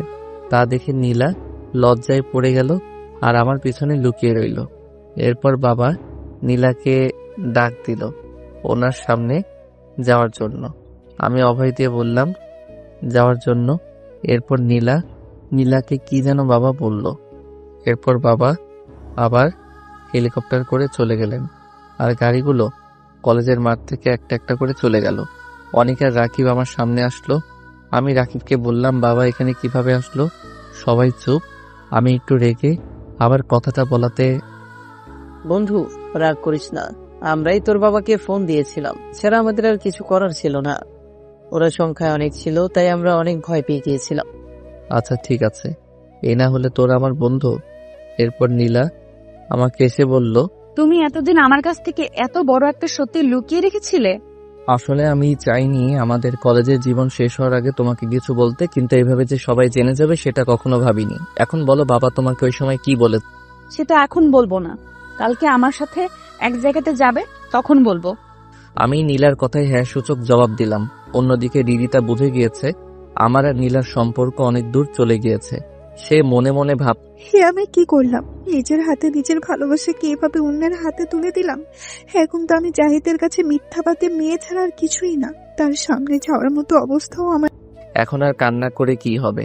এখন এই কান্নার কোনো দাম নেই। আসলে সময় থাকতে সময়ের মূল্য দিতে না পারলে পরিশেষে এমনটাই ঘটে। রিদিতার আর এগুলো দেখতে পাচ্ছে না, তাই সে ওখান থেকে। এদিকে আমি আর নীলা একজন আরেকজনের সাথে আরো কিছু কথা বলে যে যার মতো বাসায় চলে আসলাম। আজকে আর ক্লাস করলাম না। আজকে যা ঘটেছে এরপর ক্লাস করতে কারই বা ভালো লাগে। বাসায় এসে দিলাম একটা ঘুম ভাঙলো মোবাইলের শব্দে। তাকিয়ে দেখি নীলা কল দিয়েছে। কি মিস্টার, এখনো ঘুম শেষ হয়নি? দিলে তো আমার কাঁচা ঘুমটা শেষ করে। একদম ভালো করেছি। এখন বেশি কথা না বলে শোনো আমি কি বলছি। কালকে সকাল 8টায় রেডি হয়ে আমার বাসার সামনে থাকবে। কিন্তু কেন? তোমাকে যা বলেছি তাই করো। এত কথা কেন বলছো তুমি? আচ্ছা ঠিক আছে, এখন তাহলে রাখছি, আমার অনেক ঘুম পেয়েছে। ঠিক আছে, তাহলে ঘুমাও। বাই। আমিও বাই বলে আবার ঘুমিয়ে পড়লাম। এরপর সকালবেলা ঘুম থেকে উঠে ফ্রেশ হয়ে নাস্তা করে বের হলাম নীলাদের বাসার উদ্দেশ্যে। নীলাদের বাসায় এসে নীলাকে একটা কল দিলাম। একটু পর নীলা একটা নীল শাড়ি পরে আমার সামনে আসতে লাগলো। পার্কে দেখা করার দিনের মতো আজকেও নীলাকে নীল শাড়িতে অনেক সুন্দর লাগছে। এখন চলো। আমরা যাবোটা কোথায়? আমি যেখানে যেতে বলবো সেখানেই যাবে। এরপর নীলা তাদের গাড়িতে ঢুকলো আর আমাকেও ভিতরে আসতে বলল। আমি আর কিছু না বলে গাড়ির ভিতরে গিয়ে নীলার সাথে বসে পড়লাম। নীলা মনে হয় গাড়ির ড্রাইভারকে আগেই কোথায় যেতে হবে সেটা বলে দিয়েছিল, তাই ড্রাইভার কিছু না বলে গাড়ি চালাতে লাগলো। আমি একটু পরপর নীলার দিকে তাকাচ্ছি, তাই দেখে কি হয়েছে তোমার? এভাবে তাকিয়ে কি দেখছো? তোমাকে দেখছি। আজকে তোমাকে অনেক সুন্দর লাগছে। আমার কথা শুনে নীলা আমার বুকে লজ্জায় লুকিয়ে পড়ল। আমি আর কিছু না বলে পাগড়িটাকে জড়িয়ে ধরলাম। প্রিয় মানুষকে মন থেকে ভালোবাসলে তাকে ছাড়া আর অন্য কিছু মাথায় ঢোকে না। কথাগুলো ভাবতে ভাবতে হঠাৎ বাহিরে চোখ যেতেই তাকিয়ে দেখলাম আমার খুব পরিচিত একটা জায়গাতে গাড়িটা যাচ্ছে। এই সেই জায়গা যার বাঁধন থেকে একসময় আমি সবকিছু ছেড়ে চলে গিয়েছিলাম। কিন্তু এখানে কেন নীলা আমাকে নিয়ে আসলো? আর একটু যেতেই আমাদের বিশাল বাড়ির গেটের সামনে আসলো। এটা দেখে আমি নীলাকে এমনি এসেছি। না, আমি সেখানে যাব না, চলো আমরা ফিরে যাই। প্লিজ জাহিদ, এমন পাগলামো করো না। আমি আঙ্কেলকে কথা দিয়েছি তোমাকে আমি তোমাদের বাসায় নিয়ে আসব। আর আমি যদি তোমাকে তাদের সামনে নিয়ে যেতে পারি তাহলে তারা আমাকে বউ হিসেবে মেনে নেবেন। বাহ নীলা বাহ, তুমি বউ হবার লোভের জন্য আমাকে বাসায় নিয়ে যাচ্ছ? তুমি আমাকে ভুল বুঝছো। আমি চাই তুমি আবার তোমার পরিবারের কাছে ফিরে এসো। আগে যা হয়েছে সেগুলো ভুলে যাও। তুমি আমাকে ভালোবাসো নাকি বাবার অর্থ সম্পদকে ভালোবাসো? কোনটা? আমি তোমাকে ভালোবাসি, আর এই জন্য আমি তোমাকে তোমার পরিবারের কাছে নিয়ে যাচ্ছি। প্লিজ জাহিদ, আমাকে তাদের সামনে ছোট করো না। আমি অনেক আশা নিয়ে আঙ্কেলকে কথা দিয়েছি যে তোমাকে আমি তোমাদের বাসায় নিয়ে আসবো।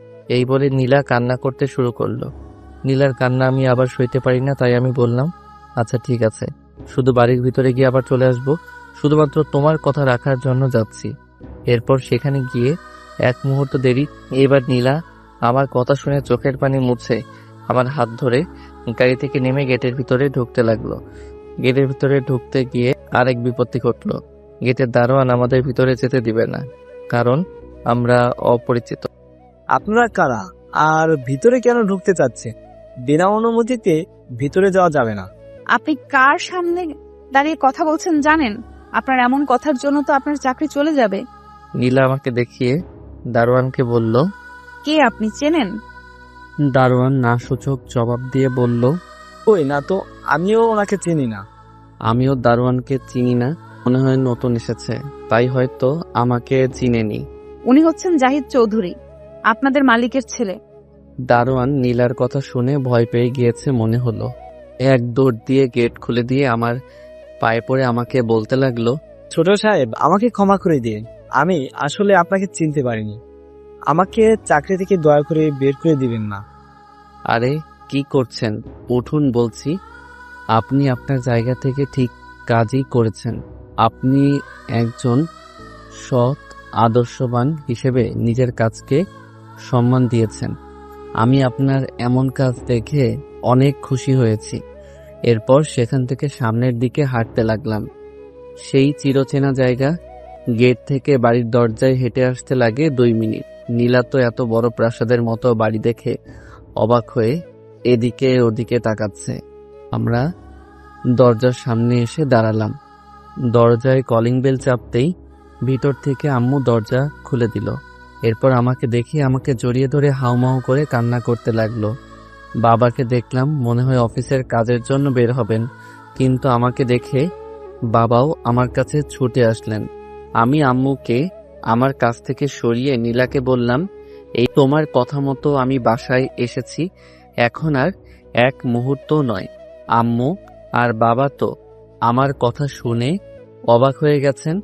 তারা মনে করেছেন আমি সব ভুলে গিয়ে আবার বাসায় চলে এসেছি, কিন্তু তারা তা। জাহিদ, কি বলছো এগুলো? ওনারা তোমার বাবা মা, কিভাবে পারবে তুমি ওনাদের ছেড়ে চলে যেতে? দেখো নীলা, তোমার কথায় আমি এখানে এসেছি, কিন্তু আমার এই বাসায় থাকতে একদম ইচ্ছে করছে না। তাই তুমি চলো আমার সাথে। আরে আমি যাব না, তুমি প্লিজ তোমার মা বাবাকে আর কষ্ট দিও না। ওনারা তোমাকে ছেড়ে অনেক কষ্টে আছে। এখন তুমি যদি চলে যাও তাহলে তোমার মা আবার অসুস্থ হয়ে নীলা, তুমি আমার সাথে যাবে কিনা?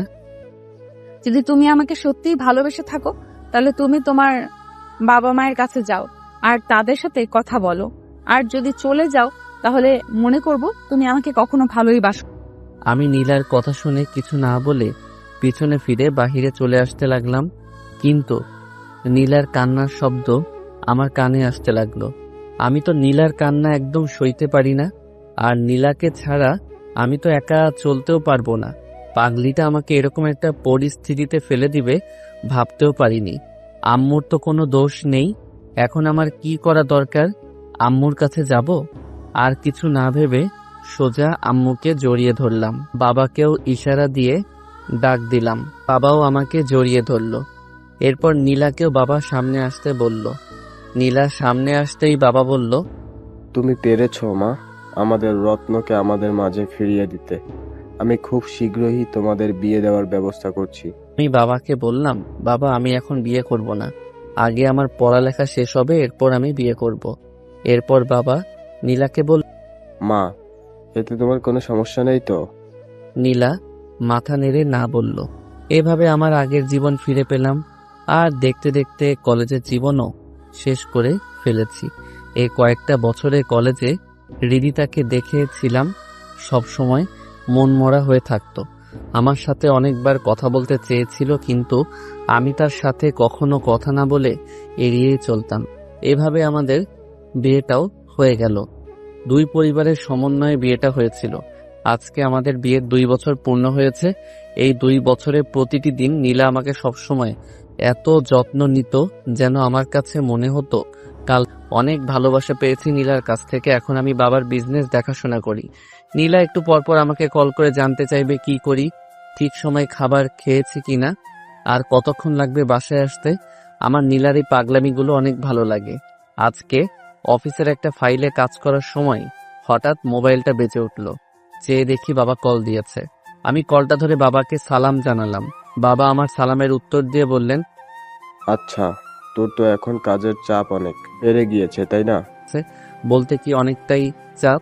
সেজন্য তোর জন্য একটা পিএ নিয়োগ দিয়েছি। তুই তাকে তোর পিএ হিসেবে রেখে দে, তোর জন্য অনেক সাহায্য হবে। আচ্ছা বাবা, ঠিক আছে, পাঠিয়ে দিও, আমি কথা বলে জেনে দেখব। তোর কেবিনের সামনেই বসে আছে। আচ্ছা ঠিক আছে, আমি পিয়নকে দিয়ে আমার কাছে আসতে বলছি।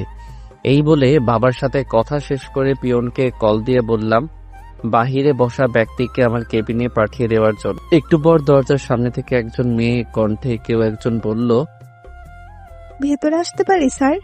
আমার কণ্ঠটা কেন জানি খুব চেনা চেনা মনে হলো, তাই আমি বললাম, জি ভিতরে আসুন। আমার সামনে আসতেই যাকে দেখলাম তাকে দেখেই তো আমার শরীর রাগে ফেটে যাচ্ছে। এ কি হৃদিতা, আপনি? জি আমি। বড় স্যার আপনার কাছে পাঠালেন আপনার পিএ হিসাবে।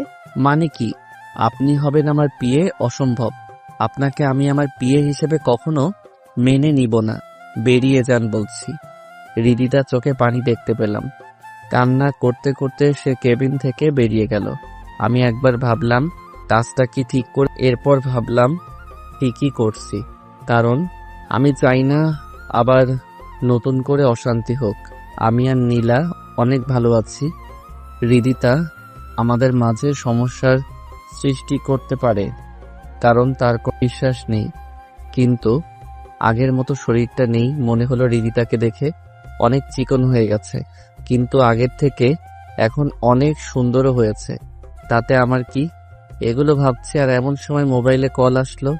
তাকিয়ে দেখি নীলা কল দিয়েছে, তাই আমি কলটা ধরে বললাম, কি করছো? আর বলো না, বাবার মাথায় একদম কোনো বুদ্ধি নেই। কেন, কি হয়েছে আবার? তুমি জানো বাবা আজকে আমার জন্য একটা পিএ নিয়োগ দিয়েছে। সে তো ভালো কথা। ভালো কথা না ছাই, পিএ আর কেউ না হৃদিতা। তুমি বলো, বাবা তো সবই জানে হৃদিতার সম্পর্কে, তাহলে কিভাবে বাবা হৃদিতাকে আমার পিএ হিসাবে নিয়োগ? বাবা যা করেছেন সে তো আর তোমার খারাপের জন্য করেননি, হয়তো এর জন্য তোমার ভালোই হবে। কি বলছো নীলা তুমি? তোমার মাথা ঠিক আছে তো? হৃদিতা থাকলে সমস্যা বাড়বে ছাড়া কমবে না। তাই আমি তো তাকে অপমান করে বের করে দিয়ে। এটা তুমি ঠিক করো নাই। আমি চাই সে তোমার হিসাবে কাজ করুক। আচ্ছা, এখন এসব কথা বাদ দাও, ভালো লাগছে না আমার। আমরা এগুলো নিয়ে পরে কথা বলবো।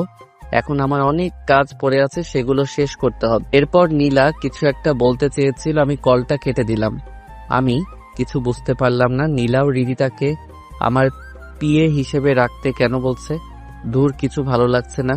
কাজ শেষ করে বাসায় যাওয়ার উদ্দেশ্যে রওনা দিলাম। রাস্তায় প্রতিদিনের মতো আজকেও নীলার জন্য একটা গোলাপ ফুল নিলাম। নীলার অনেক পছন্দ গোলাপ ফুল। বাসায় এসে কলিং বেল চাপতেই দরজার সামনে রিদিতাকে দেখতে পেলাম। রিদিতাকে দেখেই তো আমার মেজাজ আবার গরম হয়ে গেল। কি ব্যাপার, আপনি আমাদের আমাকে এখানে আসতে বললো, তাই আমি এখানে এসেছি। কে আপনাকে বাসায় আসতে বলেছে? ভিতর থেকে বাবা বলল। আমি তাকে আসতে বলেছি। আমি আর কিছু বললাম না। রিদিতাকে পাশ কাটিয়ে উপরে উঠে গেলাম আমার রুমে গিয়ে দেখি আজকে নীলা অনেক সুন্দর করে সেজেছে। একটা গোলাপি শাড়ি পরেছে, মনে হচ্ছে নতুন। আমি আমার সাথে আনা গোলাপ ফুলটা নীলার মাথার এক জায়গাতে লাগিয়ে দিলাম। বাহ, অনেক সুন্দর লাগছে আমার বউকে। নীলা আমায় জড়িয়ে ধরলো। একটু পর নীলা বলল, তুমি এখন যাও, ফ্রেশ হয়ে আসো, আমি তোমার খাবার বেড়ে দিচ্ছি। আমিও ওয়াশরুমে গিয়ে ফ্রেশ হয়ে খাবার খেতে চলে গেলাম। খাবার খেতে সবাই এসেছে, রিদিতা আসে নাই। হয়তো আমার অপমানের রুমে গিয়ে কান্না করছে। ভালো হয়েছে, তাকে সামনে তো আর দেখতে হচ্ছে না। রুমে গিয়ে শুয়ে আছি। একটু পর নীলা আসে, আমার সাথে শুয়ে আমার বুকে মাথা রাখলো। আমিও পাগলিটাকে 2 হাত দিয়ে জড়িয়ে আছি। এরপর আমরা আমাদের ভালোবাসার গভীর সমুদ্রে হারিয়ে গেলাম। পরদিন সকালে ফ্রেশ হয়ে সকালে নাস্তা করে অফিসে রওনা দিলাম। অফিসে কাজ করছি, এমন সময় মোবাইলটা বেজে উঠল। আমি চেয়ে দেখলাম বাবা কল দিয়েছে। কল ধরতেই ওপাশ থেকে বাবা আমাকে কল করে জানালো নীলা হাসপাতালে ভর্তি। আমি যেন তাড়াতাড়ি সেখানে চলে আসি। আমি এক মুহূর্ত দেরি না করে গাড়ি নিয়ে রওনা দিলাম হাসপাতালের উদ্দেশ্যে। মনে মনে ভাবছি নীলার হঠাৎ কি এমন হলো যে তাকে নিয়ে সবাই হাসপাতালে আসতে হলো। ভাবতে ভাবতে হাসপাতালের সামনে চলে আসলাম। আমি গাড়ি থেকে নেমে এক দৌড় দিয়ে হাসপাতালের ভিতরে ঢুকলাম। আমার এমন অবস্থা দেখে একজন ডাক্তার আমাকে বললেন, আপনি একটু আমার কেবিনে আসুন, আপনার সাথে কথা আছে। জি, আমি নীলার হাজবেন্ড। আমি ডাক্তারের সাথে সাথে তার কেবিনে ঢুকলাম। ডাক্তার আমাকে বললেন, আপনি আগে শান্ত হয়ে বসুন, এরপর আপনাকে যা বলছি সেটা মন দিয়ে শুনুন। আমি ডাক্তারকে বললাম, জি বলুন, আমি শুনছি। আসলে নীলার ব্রেন টিউমারটা মাথার ভিতরেই গলে গিয়েছে। সে এখন কিছু সময়ের মেহমান। কি বলছেন এসব আপনি ডাক্তার? নীলার ব্রেন টিউমার আবার কবে ধরা পড়লো? আপনার কোথাও ভুল হচ্ছে। আমার কোথাও ভুল নেই, আর টিউমারের কথা তো আরো 3 মাস আগেই বলে দিয়েছিলাম। আমাদের পরিবারের কাছে তারা কেউ আপনাকে জানায়নি। কি বলছেন ডাক্তার? 3 মাস আগে থেকে এটা ধরা পড়েছে? আমি তো শুনে বাকরুদ্ধ হয়ে গেলাম। চারদিক যেন অন্ধকার হয়ে আসতেছে। এগুলো আমি কি আপনি এখানে বসে না থেকে নীলার কাছে যান তাড়াতাড়ি, কারণ সে আর বেশিক্ষণ বাঁচবে না। ডাক্তারের কথাতে আমার হুঁশ ফিরে আসলো। এক মুহূর্ত দেরি না করে চলে গেলাম নীলার কেবিনে। গিয়ে দেখি সবাই নীলার পাশে বসে আছে। আমাকে দেখে সবাই কেবিন থেকে চলে গেল, শুধু আমি। এই কি হয়েছে তোমার? তুমি কান্না করছো কেন? আমি কিছু বলছি না, শুধু নীলার দিকে তাকিয়ে আছি। জানো, আমি চাইনি তোমাকে শুধু শুধু এই কথাটা বলে কষ্ট দিতে। তাহলে তুমি আমাকে এইভাবে প্রতিদিন ভালোবাসতে না। ছিল তোমাকে নিয়ে বাকিটা পথ একসাথে চলবো, কিন্তু আল্লাহ হয়তো আমাকে তোমার জন্য বেশি দিন পাশে থাকার সময় দেননি। যদি তাকে আমি তোমার পিএ হিসেবে নিয়োগ দিতে বলেছিলাম আব্বুকে। প্লিজ তুমি রিদিতাকে আর কষ্ট দিও না। তাকে আমি চলে যাওয়ার পরে বিয়ে করে নিও, এটা আমার তোমার কাছে রিকোয়েস্ট। রিদিতা এখন অনেক ভালো হয়ে গিয়েছে। তাকে যদি তুমি বউ হিসেবে মেনে নাও, তাহলে আমি তার মধ্যে তোমার কাছে সব সময় থাকবো, সেটা তুমি সব সময় মনে রাখবে। আর যদি তাকে কষ্ট দাও, তাহলে মনে করবে তুমি আমাকে কষ্ট দিচ্ছ। বলো। আমার কথা বলতে অনেক কষ্ট হচ্ছে, তারপরে অনেক কষ্ট করে কথাটা বললাম। তোমাদের বিয়ের পর যদি মেয়ে হয়, তাহলে সেই মেয়ের নাম আমার নামে রাখবে। প্লিজ কথা দাও আমাকে। আচ্ছা, আমি তোমার সব কথা শুনবো। নীলা, তুমি শান্ত হও প্লিজ। তোমার কিছু হবে না। আমি তোমাকে দেশের বাহিরে নিয়ে গিয়ে চিকিৎসা করাবো। তোমাকে আমি কিছু আমার যে আর সময় বেশি নেই, আমি পারলাম না তোমার ভালো একটা বউ হতে। তুমি আমাকে ক্ষমা করে দিও প্লিজ। জাহিদ, আমাকে একটু তোমার বুকে জড়িয়ে ধরবে প্লিজ। আমার না তোমার বুকে মাথা রাখতে খুব ইচ্ছে করছে। আমি নীলাকে আমার বুকে শক্ত করে জড়িয়ে ধরলাম। এরপর নীলা আমাকে বলতে লাগলো, জানো, আমার না খুব ইচ্ছে করতো এভাবে তোমার বুকে সব সময় থাকতে। দুনিয়াতে তো আর পারলাম না, কিন্তু পরকালে আল্লাহর কাছে তোমাকে আবার চাইবো, যেন এইভাবে তোমার বুকে মাথা রাখতে পারি। আমি নীলার কথাগুলো শুনছি আর অঝরে কান্না করছি। কি বলবো নীলাকে? অনেকক্ষণ হয়ে গেল, নীলার আর কোনো সাড়া শব্দ পাচ্ছি না। তাই আমি নীলাকে ডাকতে লাগলাম, নীলা, ওই নীলা। নীলা চুপ হয়ে আছে, আমার বুকে মাথাটা রেখে। আমার বুকটা ছেদ করে উঠল। নীলা কথা বলছে না কেন? আমার বুক থেকে নীলাকে আমার হাত দিয়ে সামনে আনতেই দেখি পাগলিটা খুব আরাম করে গভীর ঘুমের রাজ্যে ডুবে রয়েছে। আমি একটা চিৎকার দিয়ে অজ্ঞান হয়ে পড়লাম। যখন জ্ঞান ফিরল তখন দেখি আমি আমার বিছানায় শুয়ে আছি। আমি এখানে কেন? হঠাৎ নীলার কথা, আমার চিৎকার শুনে পাশের রুম থেকে সবাই ছুটে এসেছে। আম্মু আমাকে বলছে, কি রে বাবা, তোর জ্ঞান ফিরেছে? আজকে 7 দিন ধরে তুই অজ্ঞান হয়ে পড়েছিলি। আম্মু, নীলা কোথায়? আম্মু আমার কথা শুনে চোখ দিয়ে পানি বের করে দিল। নীলার বেঁচে নেই বাবা, বাড়ির পেছনে নীলার কবরটা দেওয়া আছে, তুই গিয়ে দেখ। আমি আর এক মুহূর্ত দেরি না করে রুম থেকে বের হয়ে চলে গেলাম বাড়ির পিছনে। গিয়ে দেখি নীলার কবর। পাগলিটা কি সুন্দর করে ঘুমিয়ে আছে। ওই পাগলি আমাকে এভাবে একা রেখে চলে গেলে কিভাবে? এখন আমি কিভাবে থাকবো? খুব ভালোবাসি যে আমি তোমাকে। এরপর নীলার কবরটা জিয়ারত করে নীলার কবরের এক পাশে বসে কান্না করছি। একটু পর পিছন থেকে কে যেন আমার কাঁধে হাত রাখলো। আমি তাকিয়ে, আমি জানি না কিভাবে তোমাকে সান্ত্বনা দিব, তবে তোমাকে তো নিজেকে শক্ত করতে হবে। তুমি ভেঙে গেলে তোমার পরিবারের সবাই ভেঙে পড়বে। রিদিতার কথাগুলো শুনে আমার মাথা গরম হয়ে গেল। এমনিতেই নীলাকে হারিয়ে আমার বাঁচার ইচ্ছা হারিয়ে ফেলেছি, তার উপরে আবার রিদিতার কথাগুলো যেন আমার কাছে বিষের মতো শোনাচ্ছে। তাই আমি রিদিতাকে কষিয়ে 2টা চড় দিলাম আর বললাম, কোন সাহসে আমাকে বোঝাতে এসেছেন? খবরদার, আমার এর পরিণতি ভালো হবে না। এই বলে আমি সেখান থেকে চলে গেলাম। রুমে এসে খাটে শুয়ে পড়লাম। একটু পর মনে হলো কে যেন আমার মাথায় হাত বুলিয়ে দিচ্ছে। তাকিয়ে দেখি নীলা আমার সামনে। তুমি এসেছো, আমি জানতাম তুমি আমাকে ছেড়ে কখনো চলে যেতে পারো না। তুমি কি আমাকে মরে গিয়েও ভালো থাকতে দিবে না? কেন? তুমি ভালো নেই কেন? তুমি আমাকে কথা দিয়েছিলে যে তুমি হৃদিতাকে বিয়ে করে নিবে, কখনো কষ্ট দিবে না, কিন্তু তুমি আজকে হৃদিতাকে মারলে, তার মানে তুমি আমাকেও মারলে। কি করব বলো? আমি তোমাকে ছাড়া থাকতে পারছি না। যদি আমাকে পেতে চাও তাহলে ছাদে যাও, সেখানে হৃদিতা কান্না করছে, তার কান্না থামিয়ে তাকে তোমার বুকে ঠাঁই দাও আর তাকে বিয়ে করো, তাহলেই দেখবে আমিও তোমাকে জড়িয়ে ধরে আছি। আচ্ছা ঠিক আছে। এরপর আমি ঘুম থেকে উঠে পড়লাম। তার মানে আমি এতক্ষণ স্বপ্ন দেখেছি। কিন্তু মনে হলো নীলা আমার কাছেই ছিল। গিয়ে দেখবো হৃদিতা ছাদে আছে কিনা। এরপর আমি ঘড়িতে তাকিয়ে দেখি রাত 1টা বাজে।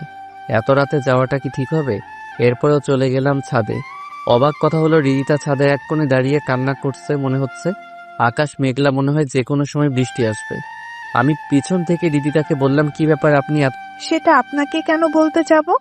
আমাকে তো বলতেই হবে, কেননা আমার মধ্যে তুমি আর তোমার মধ্যে আমি।